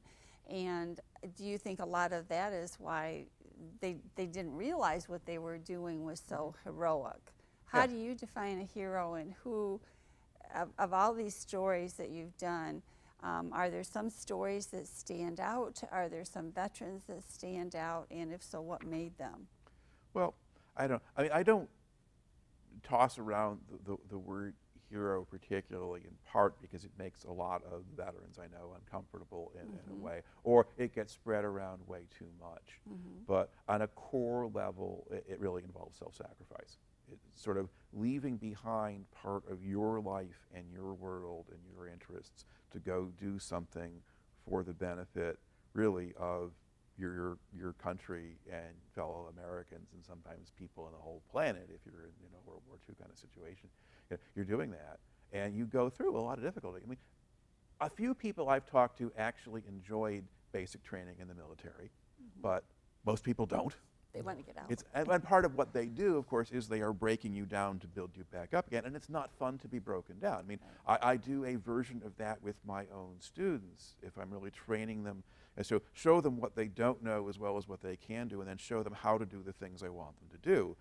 So there's that psychological thing that goes on there. You know, that's hard, and physically it can often be really hard in unpleasant conditions. I mean, I realized I'm probably better off in the Air Force than I would be in the Marines or something. Like the Navy boot camp was more breaking us down mentally than it was physically. Yeah. And I didn't realize that. I thought it was going to be more physical, but it wasn't. Yeah, and most of the guys have no clue what's going on at the time. Some of them do, but a lot of them don't. And especially if they're kids, if they're 18 years old and they go, well, they don't know what's going on. But yeah, so there's a lot of things that are kind of not pleasant. And then, of course, you're usually getting lousy pay. Oh, yeah. Sometimes you get training that has some practical value when you come out. And a lot of people go in with the idea that they can pick training that will help them, which sometimes works and sometimes doesn't. But yeah, and so you're often not necessarily that well prepared. Plus, you know, if you're in combat or anything anywhere near it, or you're in difficult situations, and you can have very tense situations even if you're not directly being shot at. If you're in you go through a lot of stuff, or if you've got a bad sergeant or bad officers or whatever. This is a lot of stuff that can be ugly. And women veterans go through a lot of stuff. I mean, we've got one who's on record, and she talks about being raped by a commanding officer repeatedly, and nobody would do anything about it. And she talked about it. Plus, she was on a ship and couldn't get off. Well, this one I think was actually Air Force. Okay. But you know, you think about some of them that are talked. They were trapped. Yeah. They had no escape. Yeah. Yeah, and they're also trapped in a system that wasn't even remotely sensitive to this kind of concern. You know, others had much more positive experiences than that. But it was, yeah. But you go through a lot of stuff, and then you come out, and you have to readjust to society, and you have people making a lot of assumptions about you. And in the Vietnam era, of course, they were very negative much of the time. Oh, yeah. But even now they are. I mean, I know a fair number of, you know, Middle East veterans, student veterans, who had a hard time getting jobs. And they think that, and part of it can be what kind of skills or training you got or don't have, but they see in places where, as far as they can tell, there are people who are making assumptions about them, and they assume they are damaged goods. Now, there's others who do exactly the opposite. A lot of companies have programs where they really want to recruit veterans and things. I've seen very good things, and there's a lot more of that than there used to be. And there was always some, even in Vietnam. But you talk about sort of the hero thing. It's like they go through all of that, and sometimes they do it, they want to get the education, they want to get the GI Bill. They often have kind of fairly narrow personal motives for going in, especially if they're not being drafted, there's not a warrant. But still, they're giving up things, they are leaving things behind, they're doing something for a common good that, most of the people in this country, and it's now less than 1% who serve, most of us don't do anything like that, and our larger culture is largely about self-gratification. Yes. So they do that. So that separates them. And then you had asked about things that stand out, and well, the ones that stand out the most tend to be the ones who went through the most stressful kinds of experiences, or really went out of their way to help people. And the obvious example is one of the Vietnam vets that I interviewed, a guy named Jim McLuhan, was an Army medic who in one 2-day battle rescued no less than 17 people under fire while actually wounded himself. And he's picking up, and when people are shooting him, he's carrying them off the field and so forth, and he does this. And this is a guy who was a draftee, did everything he could to stay out of the service. He'd gone to college, he had his 4-year deferment, he had a teaching job set up at a high school where he was desperately needed because they were very short of teachers, and everybody tried to keep him out, and nobody could. Uncle Sam wanted him because it was 1969 or 68 at that point, I guess probably, and they needed bodies, and so he was going. But they had the good sense to recognize that since he was an athlete, had been a wrestler, and he had taken coaching classes, which includes anatomy and kinesiology and stuff, sometimes the Army does smart things, and they sent him for medic training. So he became a medic. Right. And as a combat medic, he's there in the field. But the thing about it, this is a guy who didn't want to be there, had no ambition to be a soldier, did not stay in the military, anything else like that. But he went and did it, and then afterward, his commanding officer put him up for a Distinguished Service Cross. And some paper shuffler, some REMF back at headquarters said, no, he can't have that because he's just a PFC, and private first class, they're not good enough to get this level of award, which is one below Medal of Honor. And so he wound up with a Bronze Star. And Bronze Stars, they're handed out for valor, but an awful lot of Bronze Stars got handed out. Mm-hmm. So it wasn't even a Silver Star. And this is all I got. And he was annoyed about it, but he just went home and figured there was nothing to be done about it. And years later, the men in his unit organized a campaign to get him recognized. And they got congressional support and all the stuff you've got to do to get somebody awarded the Medal of Honor. And it got to the Department of Defense, and somebody, this time a bureaucrat, looked at it and said, this ought to be a Medal of Honor. So that's what it became, and it took years to go through. It was, and Jim says it takes a woman to get the job done right. It was actually Senator Debbie Stabenow rather than anybody else who actually got it to happen. And Obama signed off on it right before he left office. And so in 2017, President Trump gave him the medal at a ceremony in the White House, and they allow you to invite people to be there for the ceremony. And Jim apparently set some kind of record for the number of people he invited because he wanted people from his family, from his coaching career, his classmates, the men from his unit, and he invited me. Wow, I did not know that. And he invited a couple high school teachers from Caledonia, where he had actually, when we talked about him being somebody, he was going to schools and talking some about being in the military, but he'd never, before I interviewed him, he had never actually told the whole story, but I'd interviewed him, so he knew me, and he supported what I did. And he said, okay, that was a way of showing it. But he also said that my interview was the first time when he'd ever put it all together.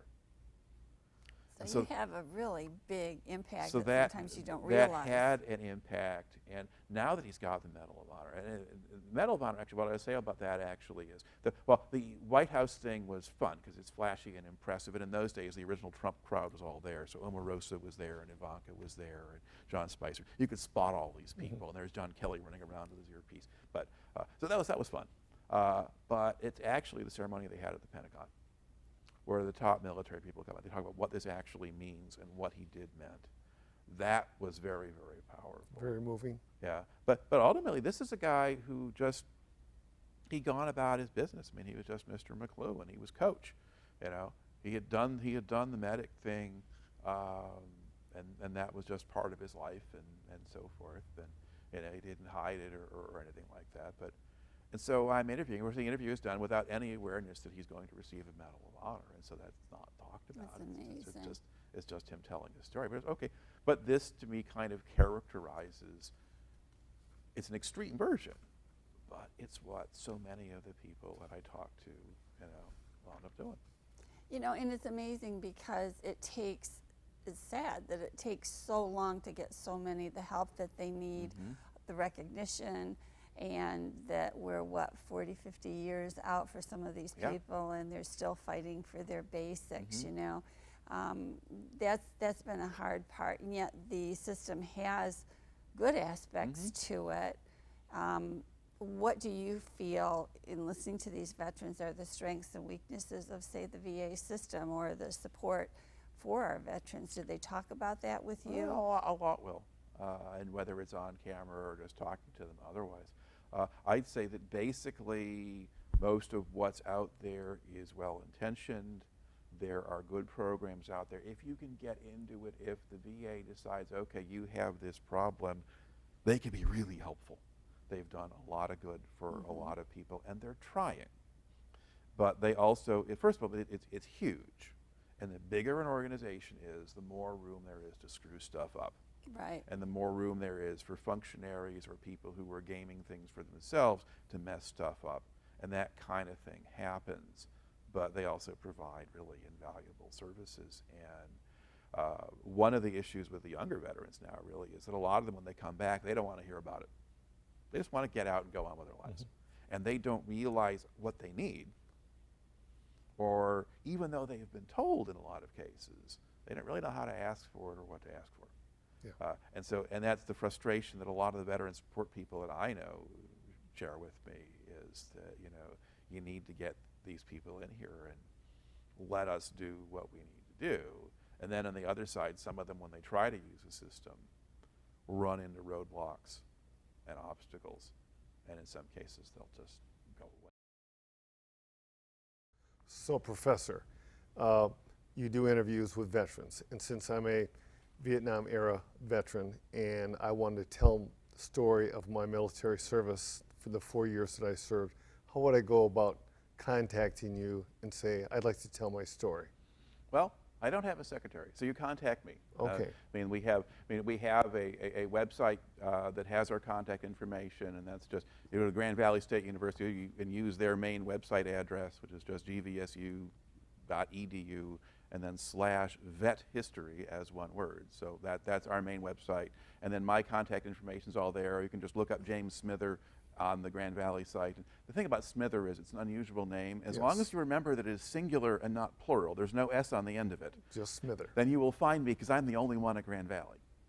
When my son was there, then there were two of us. But anyway, so yeah, contact me, so phone, email, whatever, and say I'm interested in being interviewed. And then at that point, we kind of talk about how we want to do it.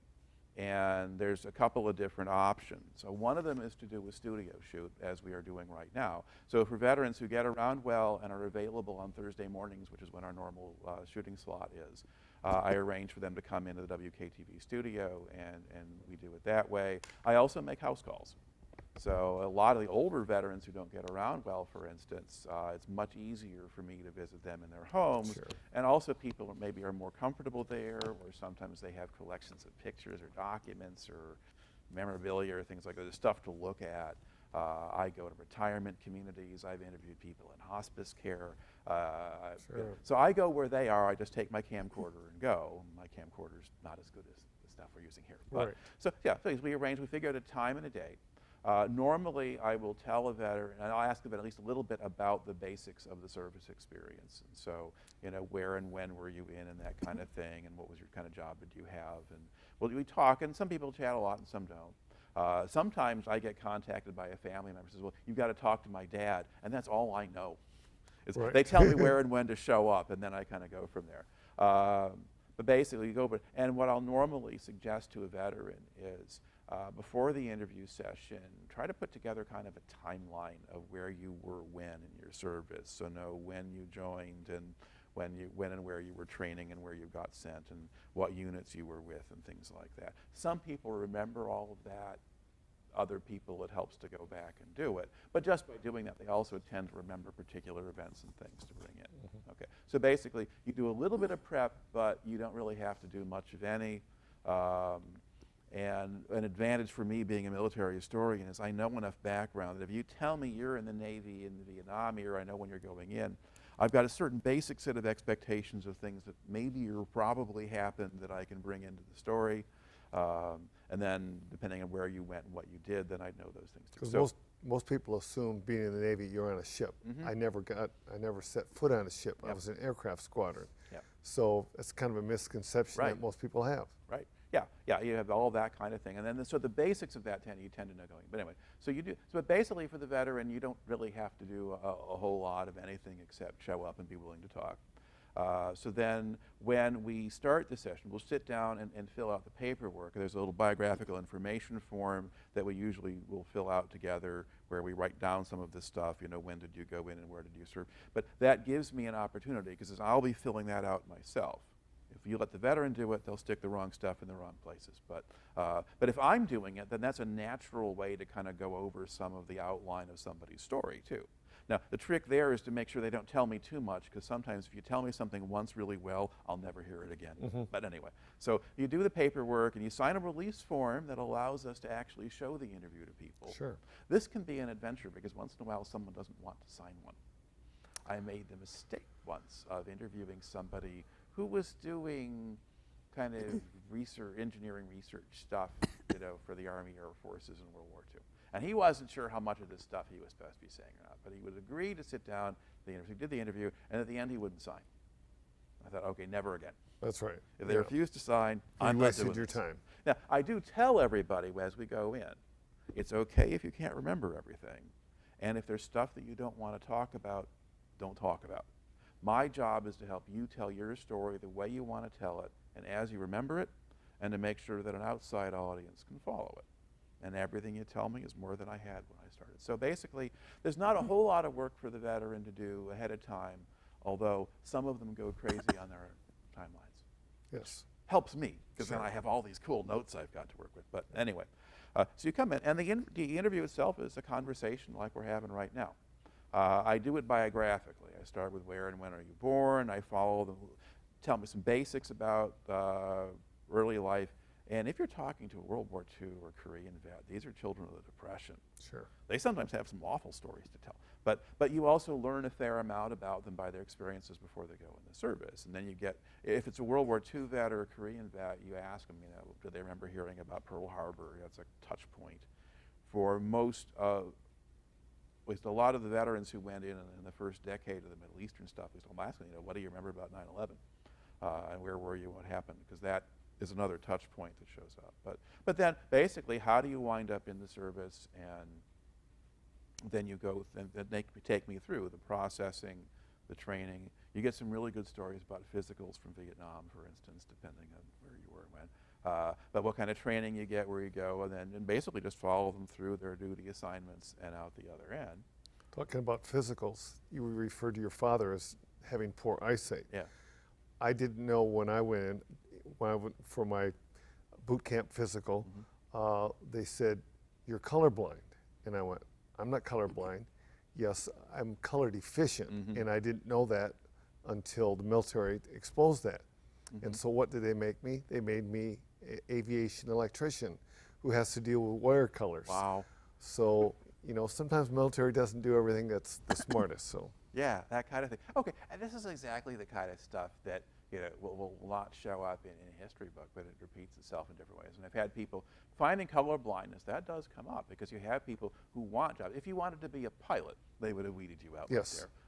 But that kind of thing. Some of them talk about that. Well, I couldn't do that, but they'd let me do this instead. But anyway, so okay. So you got, the interview is essentially a conversation, and then when it's done, okay, now I have a raw video in some form. I used to use tape in my old camcorder. Now, I have a video guy whose job it is to process the interviews, to put them onto DVD, and we will send a DVD copy to the veteran as a thank you for doing the interview. We're still doing that, although someday we'll give up because that technology is going out. But they get a copy, but then we also make copies for us to work with in the archiving process.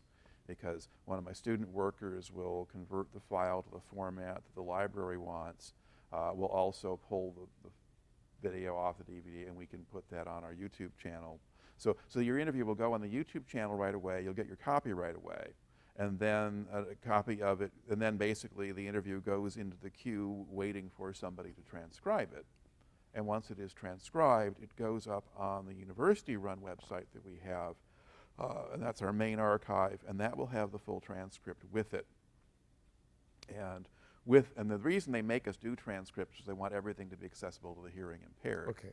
So basically, in order to help a couple percent of the population access the interviews, they keep the other 98% from having access at all. So lovely unfunded mandate policy there, but that's what we deal with. But won't, devil's advocate, won't the written content be searchable by word in databases? So maybe I'm thinking about future generations. It used to be. Right now, might that be helpful? Well, one of the things that I learned a lot about that I knew nothing about and wasn't trained for was how archiving software works. When I first talked to the library archivist about creating this online archive, her first response is, oh, well, that's video. That's got to be awfully hard and expensive. I'm thinking, oh, good. Yeah, she was a book person. I mean, she's older than me. But anyway, but then I started thinking about this. And the thing is that I had done some documentary work where I knew some film and video people. I'm talking to them about what kind of software could we use. And I also realized I had colleagues who were using video stuff in their classes and different things. And I thought, wait a minute, YouTube, which existed by then, I'm sure we can do this. So I kind of pushed back and started recommending things. And eventually, she decided to talk to the IT people at the Grand Valley Library. Said, oh, yeah, we can do that. So it wasn't as difficult as she thought. They thought it would be fun. Yeah. I mean, they did have to buy. I mean, they bought a software package they could use, which was really good. It was a wonderful system designed for archives, fully searchable. So you could search everything. If you went on an online search generally for something, everything anywhere in the text files, and at this point we're using outlines, but anything in the outline was being searched, which is enough to enable the researcher to find it. That was great. But our archive got too big. They were using an external server. It was too expensive. So they wanted to go to a different system, and then there wasn't one, so they worked with a software company to design one, which was bad, had a lot of problems, which they were gradually fixing, but rather than fix it, they went to a third system that we now have, which is also bad. And the problem with it in part is that if you go to our archive specifically and you search something, it'll search all 20 digital archives the library has. So for a lot of terms or names or things you might use, you get all kinds of false positives, I guess. But it also doesn't search the transcripts. We have kind of catalog copy that accompany, and a short summary that accompanies each interview that's on the web page for that particular interview. That gets searched. So but certain, not the dialogue. but the rest of it, no. That blows my mind. Now I want for you to pretend to time travel. What would you say if you could go to a future generation who would see something from your VHP while you're doing research or such? So pretend you're talking directly to someone 50 or 100 years from now. Well, I say I hope you enjoy it. I did, as I create these interviews as a professional historian, the central thing that I'm doing is I am creating a primary source. I'm creating an original document, just like a letter or a diary or an artifact, that people in future generations can use. And when I teach history, it's like when I teach the first half of world history, as I'm doing this semester, you begin with prehistory. And so you can show images of cave paintings or things like that and say, okay, this is what we have. What does this tell us? And then what does it not tell us? What are all the things we'd like to know about this that we don't know? And when you've got an interview, you've got that level of stuff. Now, somebody who's a historian or a researcher, they'll get that. But basically, the goal here is to keep all kinds of things that would not have been preserved otherwise and enable somebody to learn a whole lot more about what it was like for individuals in these situations to experience them. And then from that, learn whatever you can. Because often Because I figure that I don't really know exactly what someone's going to do with these things. Right. Because we now, I mean, when I find a historical document, we will learn things from it about the society that produced it or the people who produced it and things that they weren't even thinking about or thought that anybody would ever use this for, Sure. that we can now see. And so, and something that you think might be trivial or unimportant might be tremendously valuable. Like a time capsule today, when it's opened up things that people didn't think were important back then, we find very important Yeah. today. Or if they did think they were important, we have no clue what the heck they are. That's right. Yeah, I sometimes have wondered what it would be like for somebody from outer space seeing only 15 minutes of the Gilligan's Island rerun with the commercials and have that to be all that they would know about life on Earth and where you get from that. And so the hope is that by having a collection like this, we take them to some level past that. Yes. And for what purposes do you see students and researchers using the database and films you create in the future? Okay. Well, what's going on already is that researchers who are writing different kinds of historical works are already using these interviews. They're researching a particular topic and we have somebody who was in that, then they'll contact me, you know, can we use this? And the answer is, well, sure, of course, just credit us, thank you. Now there is, as an example, I mean, there's a British author who recently did a book on soldiers' experiences in the Korean War. And he was doing British and American soldiers. All of his American material is out of our archive. Really? Which I found kind of, because I always feel like, in a way, I would like my Korean collection to be stronger than it is, because Korean vets, for whatever reason, are less inclined sometimes to sign up than others. Maybe the forgotten war chip on the shoulder is large. But anyway, I had a reasonable set of them, and he used those, and I looked at what he did with them, and I was actually amazed. Certain interviews that were in certain ways for me disappointing because of stuff they didn't say, he found the stuff they did say and was quoting it and using it and putting it into this context. Went, wow, all right. And he told me that he used our archive in part because it had the rich material, but it also was, relative to other things, easy to use. And you didn't have to pay to access it, and because we had mostly the detailed outlines of those things, he could go, those outlines tell you what they talk about and where they talk about it. You can get to that very quickly and then quote what you want. And then people who are, sometimes they'll use a single interview for a book or a project they're doing. So that's the basic idea. And then of course, students who were doing research projects, again, they can access this material easily once you can find, once you do figure out how to use the search system, because there are ways to narrow a search and just look in our collection and do it. Now, I hand out instructions on how to do that, but once they do it, they can find material and they can quote it and use it, and you can physically download the video if you want to use it. So you can learn all kinds of things about soldiers' experiences as well as things that you can plug into the story that you're trying to tell. And that's really what it's there for. But you also have people who are interested in what their family members did. Sometimes it's people who were in the same unit they were in, or they want to connect or whatever. I can relate to what you said about Korean War veterans. My father was a Korean War veteran, served in the Marine Corps. He did not talk about his experiences for 50 years. And after 50 years, my brother and I were sitting down with him, and he got us some pictures and started sharing. We kind of looked at each other like, oh, what brought this about? But we were happy he was finally sharing. Mm-hmm. So I can understand that Korean War veterans don't often share. Yeah. I guess another thing that I might say to people who are using this or looking at it later is that by and large, you know, we got what we could.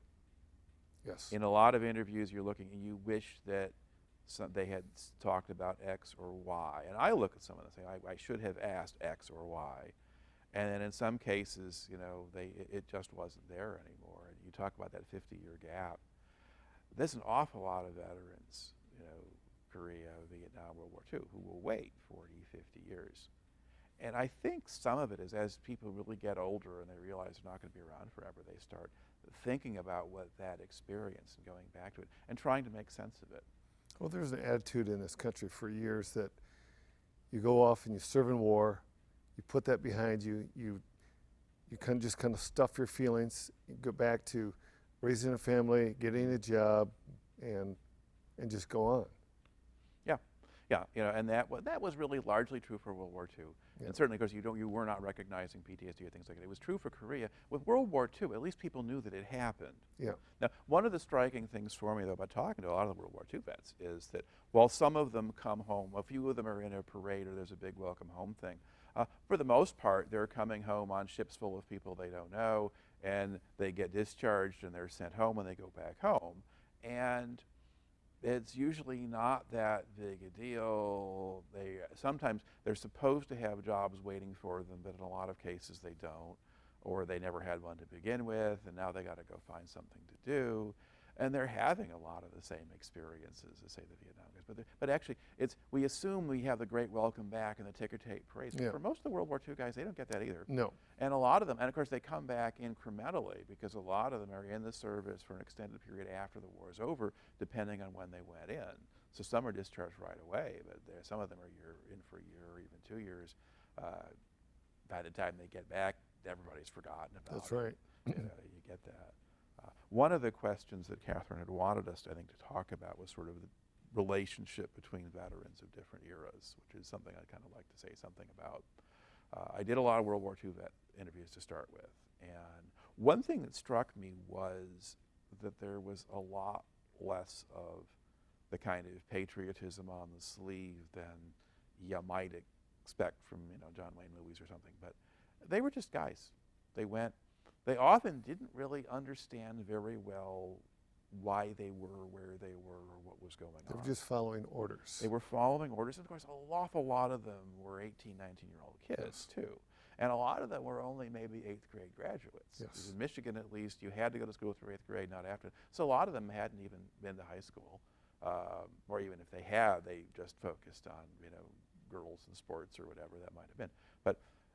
And some of them knew a lot about the world. Some of them had really good high school teachers, or some of them had been to college. But anyway, but to a large extent, they're just trying to focus on their own world, and they go and they do. And a lot of them did their best to stay out of the military.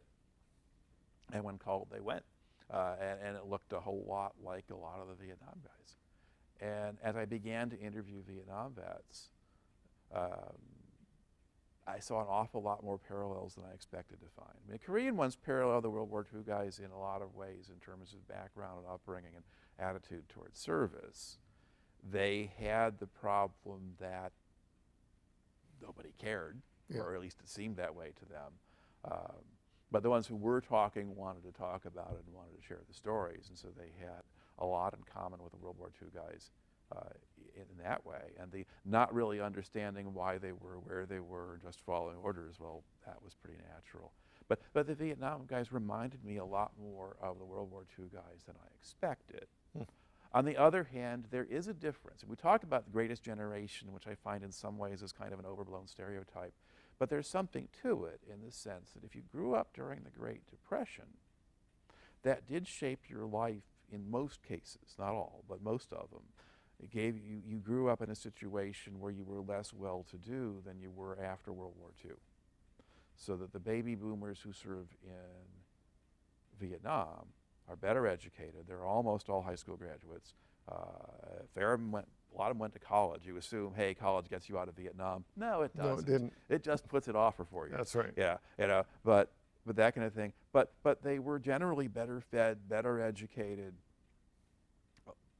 to some extent more aware of the rest of the world than the earlier generations had been. And they hadn't they're less likely to have undergone the kind of physical hardship or relative poverty that a lot of the Depression era people did. And there is some difference, and it does affect to some extent how you respond to training and things. But you also become more independent-minded in a way, particularly the latter part of the Vietnam War, where you're aware of the anti-war movement and of counterculture and of a lot of this. There's a lot of other baggage and stuff that's there, although once they go in, most of them leave most of that stuff behind. Yeah. And they focus on staying alive. Yeah. And the interesting thing is that they have the same attitude toward their service, and that they go there, they do their job, they come back, and they do it in much the same way as the earlier guys do. And a lot of that carries over into this younger generation of soldiers that we have now.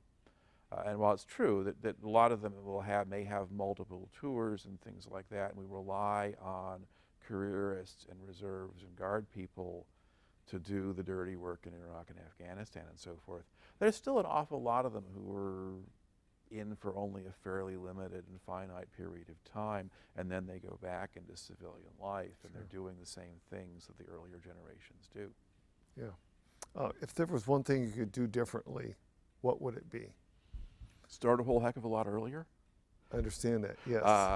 Yeah, in a way, the academic career that I've had, where I've taught a lot of different subjects and studied all kinds of things and learned kind of how to be a historian and spent a lot of time teaching and things, that has made me better at doing this than I would have been if I had done that from the beginning. I have a much broader perspective and know a lot more background about weird parts of the world than I would have.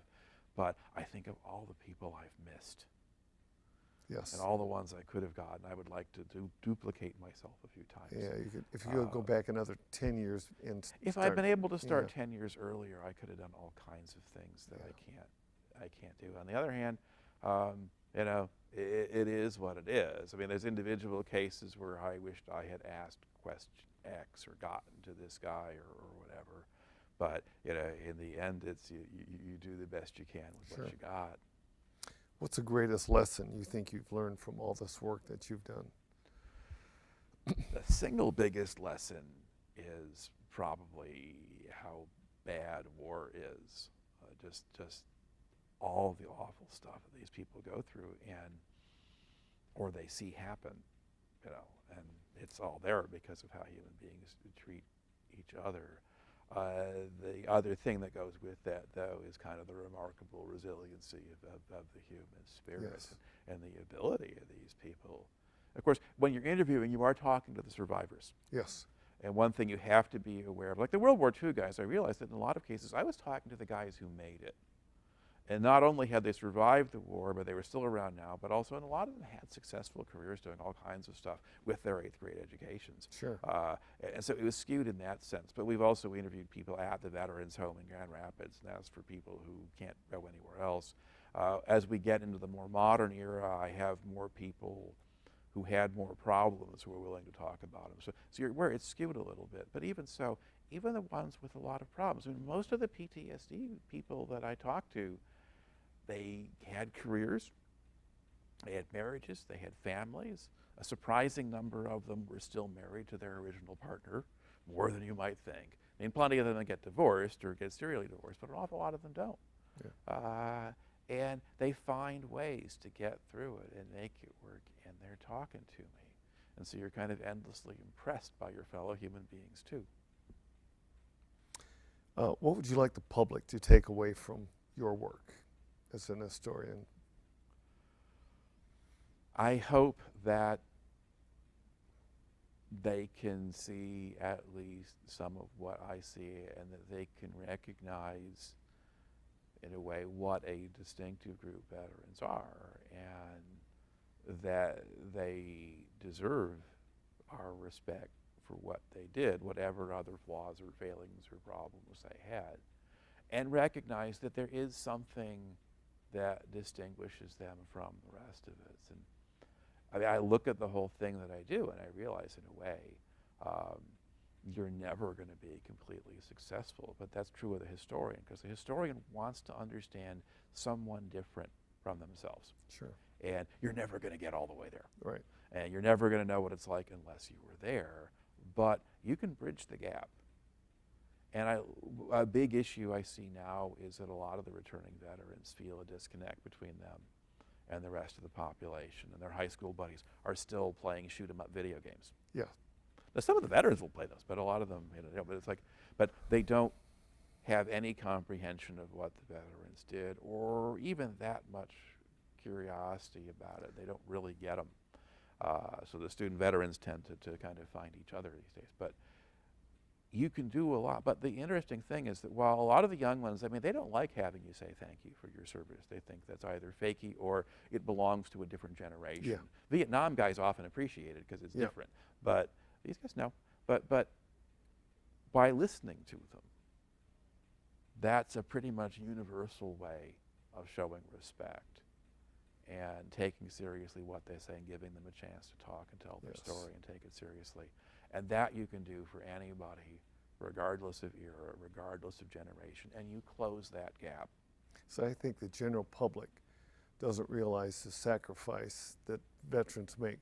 It's not just that they're willing to put their life on the line, but it's the time away from home. They're in a foreign country. They can't come home for Christmas or for a funeral or a wedding. They have signed up to defend this country and be part of the military. So it's a sacrifice. Yeah. And that goes back to that sort of question about heroes that Catherine had asked. Yeah. Yeah, it's like, and this is the thing that separates them from the rest of us. And in the end, whatever their personal motivation on some level, they are doing this for the benefit of the rest of us. And they are taking a risk. Yes. Yes, as they do that. that's a good way. What is your proudest accomplishment, you feel? I think it's that we've made it work.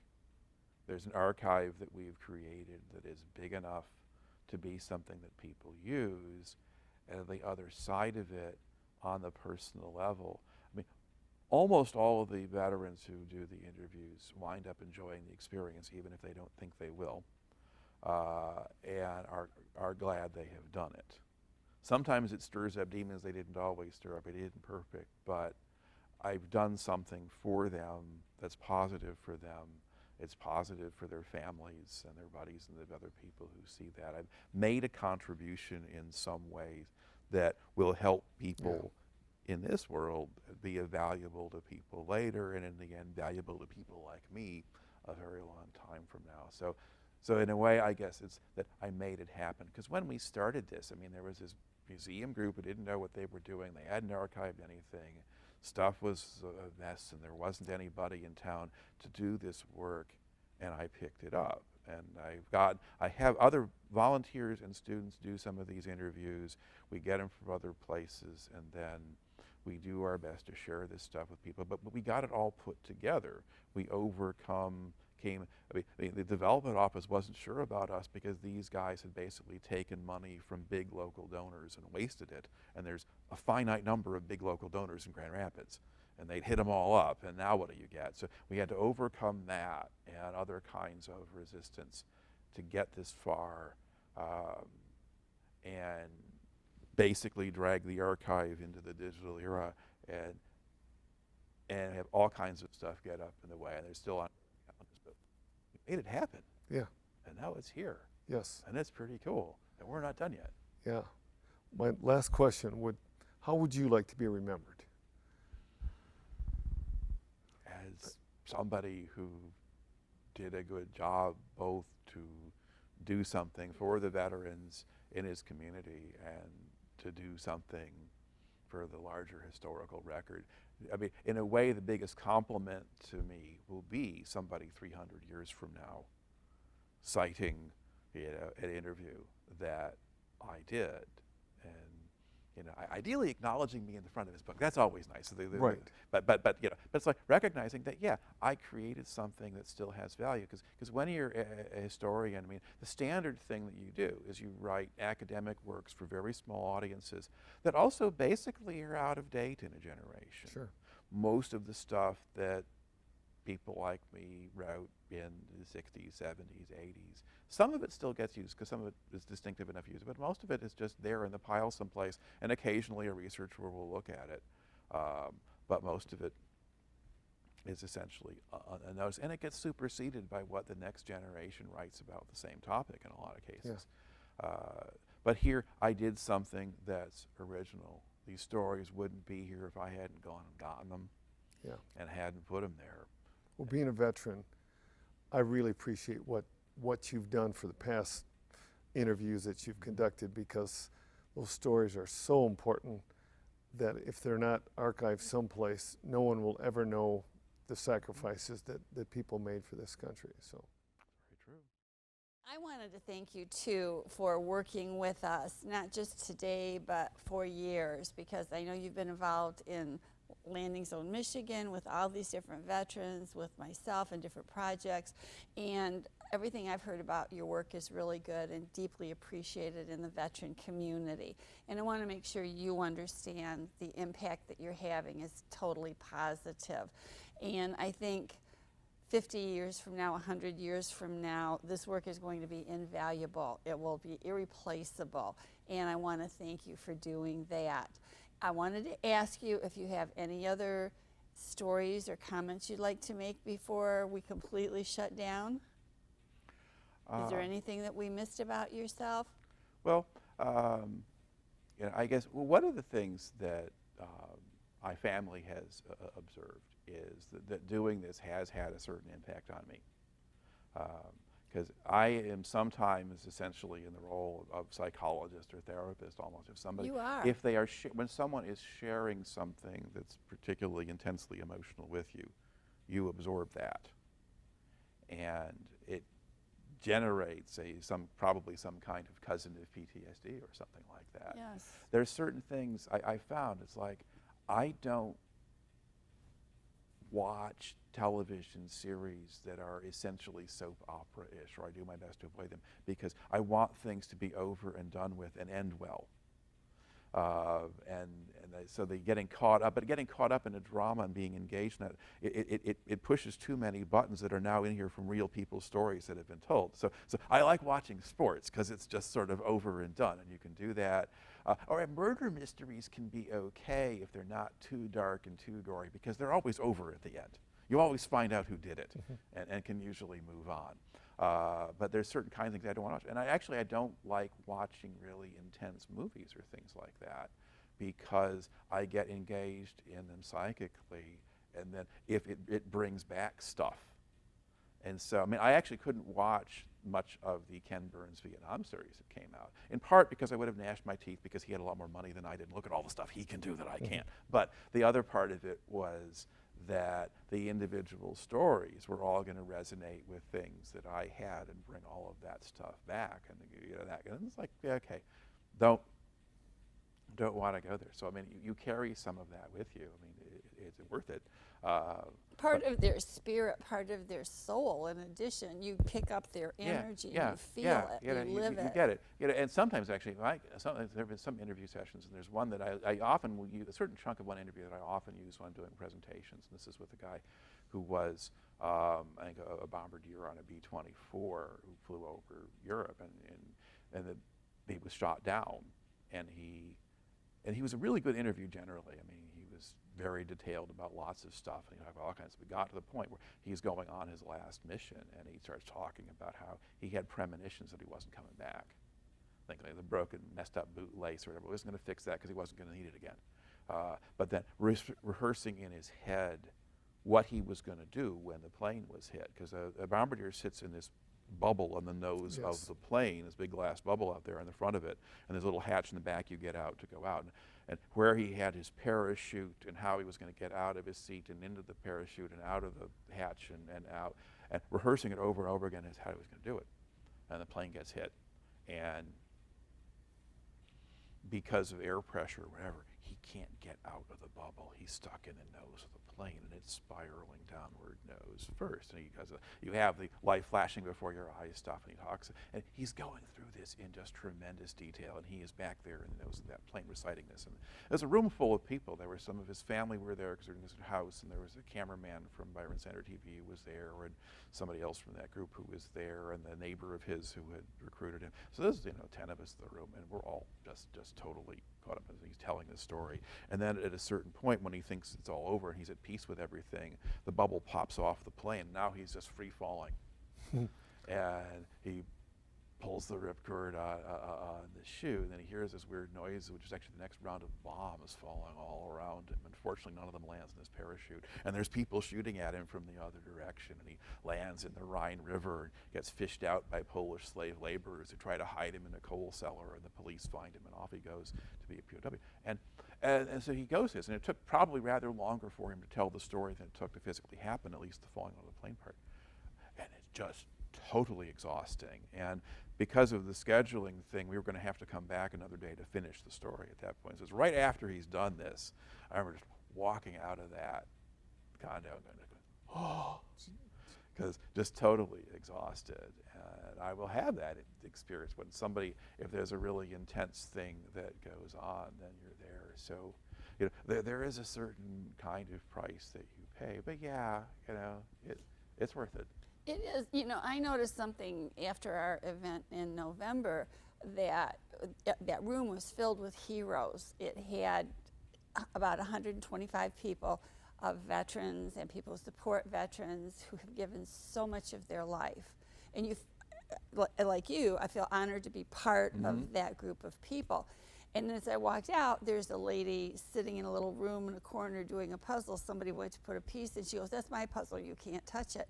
And I have been overwhelmed since that day by the difference in people, how some cannot share a $2 puzzle, and others will risk their lives for others. Do you find, like, I find it hard to relate to somebody like the lady with the puzzle, but then at first I did, but then I thought, she's obviously there because something happened to her that she felt she needed to preserve her piece of the puzzle. So more tolerance for that person because of what I've heard from these other people. Do you see that at all, where you've heard so many, not necessarily dramatic, but life-changing stories from people that sometimes you don't, how do I want to put this, the mundane or the little things take a back seat? What am I trying to say here? I have a kind of negative response to what might be called first world problems. Yes. You know, worrying about which hair salon to go to or something like that, or the kinds of things that people can be frustrated with. But I also, I guess in a broader sense, recognize that there's a whole lot going on with any individual that you know nothing about. Right. So when you're annoyed that this person is tailgating you or driving too slow in front of you, or whatever, well, what else is going on there, or why might they be doing it? You get conditioned to really, as much as possible, trying to see something from somebody else's point of view. Try to understand what they may be going through. You know, it's part and parcel of being a historian, although some of my colleagues are better at that than others. But it drives it home in this whole different way. And you realize, but I guess the other thing, one thing too, is if I see old people, you know, you look at them first, oh, that's an old person. And none of you look old yet, by the way. Older keeps moving up as I get older. But it's like I realize, well, this is a person who still, what's inside of their head, at least if they're not in full dementia, they're the same person that they were when they were 20 in a lot of ways. And they have done probably all of these things and experienced all of these things. And that's all part of who they are and how they still see themselves. And so to stereotype them or put them into a box because, you know, their hair is gray or they got wrinkles or they need a walker or whatever else. They're not objects of pity or whatever. They're people. And they're people you kind of want to know. What's all the rest of the story that's right behind that? Yeah, they're still trying to overcome the obstacles if they're using the walker. That tells me they're not giving up. They're still going. And, you know, the lady in the corner, what brought her to that puzzle? That she still wants to be with people, but she can't be with people socially. You know what I mean? Yeah. It's like, what brings us to where we are today? Yeah. So you just have it. And part of why you're a historian, at least should be, is that you are interested in people who are not you. Yes. And you want to get to know them and learn them and see what they have to offer. And you find out in part by asking. Are there any personality types you have not yet met that you would like to meet? I would imagine by now you've met most personality types. Personality types I have plenty of. I mean, I think there are groups of people that I would like to see more of. I would like to be able to talk to more women veterans, especially from earlier generations. The younger ones are a little more open to that kind of thing. Members of ethnic minorities and things like that. So we have some very interesting ones with Black and Hispanic and Native American veterans. But you have to, as an older white guy, I mean, you have a certain set of barriers to get over to establish. Yeah, the fact that you're an older white guy, get past that. Yeah, you know, that trust. So they have to be willing to trust you, and if, you know, and some of them will, or if you make the right connections. So I've done some, and you know, they're often, you know, quite valuable, and you learn things that you wouldn't otherwise. So it'd be good to have that, you know, more of that, meet more people like that. I'd really like to talk to more nurses who were in Vietnam. I mean, I've interviewed one, we have one other in the archive, and tracking them down or getting them to talk has not been easy. And some people who've tried to help it will end up drawing blanks. But it's like, okay, there's certain constituencies that you would like to have more of in some cases. But as far as personality types go, I've encountered a pretty wide range. I've I had would at least think so. somebody. And most of them I actually like. There's a few of them I decide probably as human beings maybe I wouldn't like them all that much. But most of them, yeah, you know, they all have value. And so. Anything we have not covered that you would like to cover? Well, one standard rule of doing interviews is there's always something that they think of or say to you after you've turned the camera off. Do you But want us to come back tomorrow But and catch that? that's going to happen anyway. But I think we've probably collectively given anybody who's still watching this thing a pretty good idea of who we are and what we do. And maybe a few hundred years from now, somebody will do their doctoral dissertation on this project, and they'll have this interview and use it to fill in a whole bunch of the gaps they had about that guy they keep hearing talking. So no, I'd like to thank you for pushing me to go do this. I'm going to tell you a little story real quickly. You know, I told you about Richard, how he was here one day and then he's gone. And yet I watch the eagles a lot. You know, they have live cams on their nest and everything, and I watched this new little eagle being born, and it was just thriving. And we called it E14. In 1 month, it went from an egg to this thing was far advanced of most eagles. And we're all watching it a couple days ago thinking this thing's going to be phenomenal. And overnight, something came in and attacked it or something happened, and literally it was not with us the next morning. And it really brought to me, and my husband passed away at a young age, and it brought home to me that you yourself have not told your story. And God forbid anything happened to you, but at some point we need your story there. And we have learned from our veterans and your story too with your dad that so many of us did not get their stories.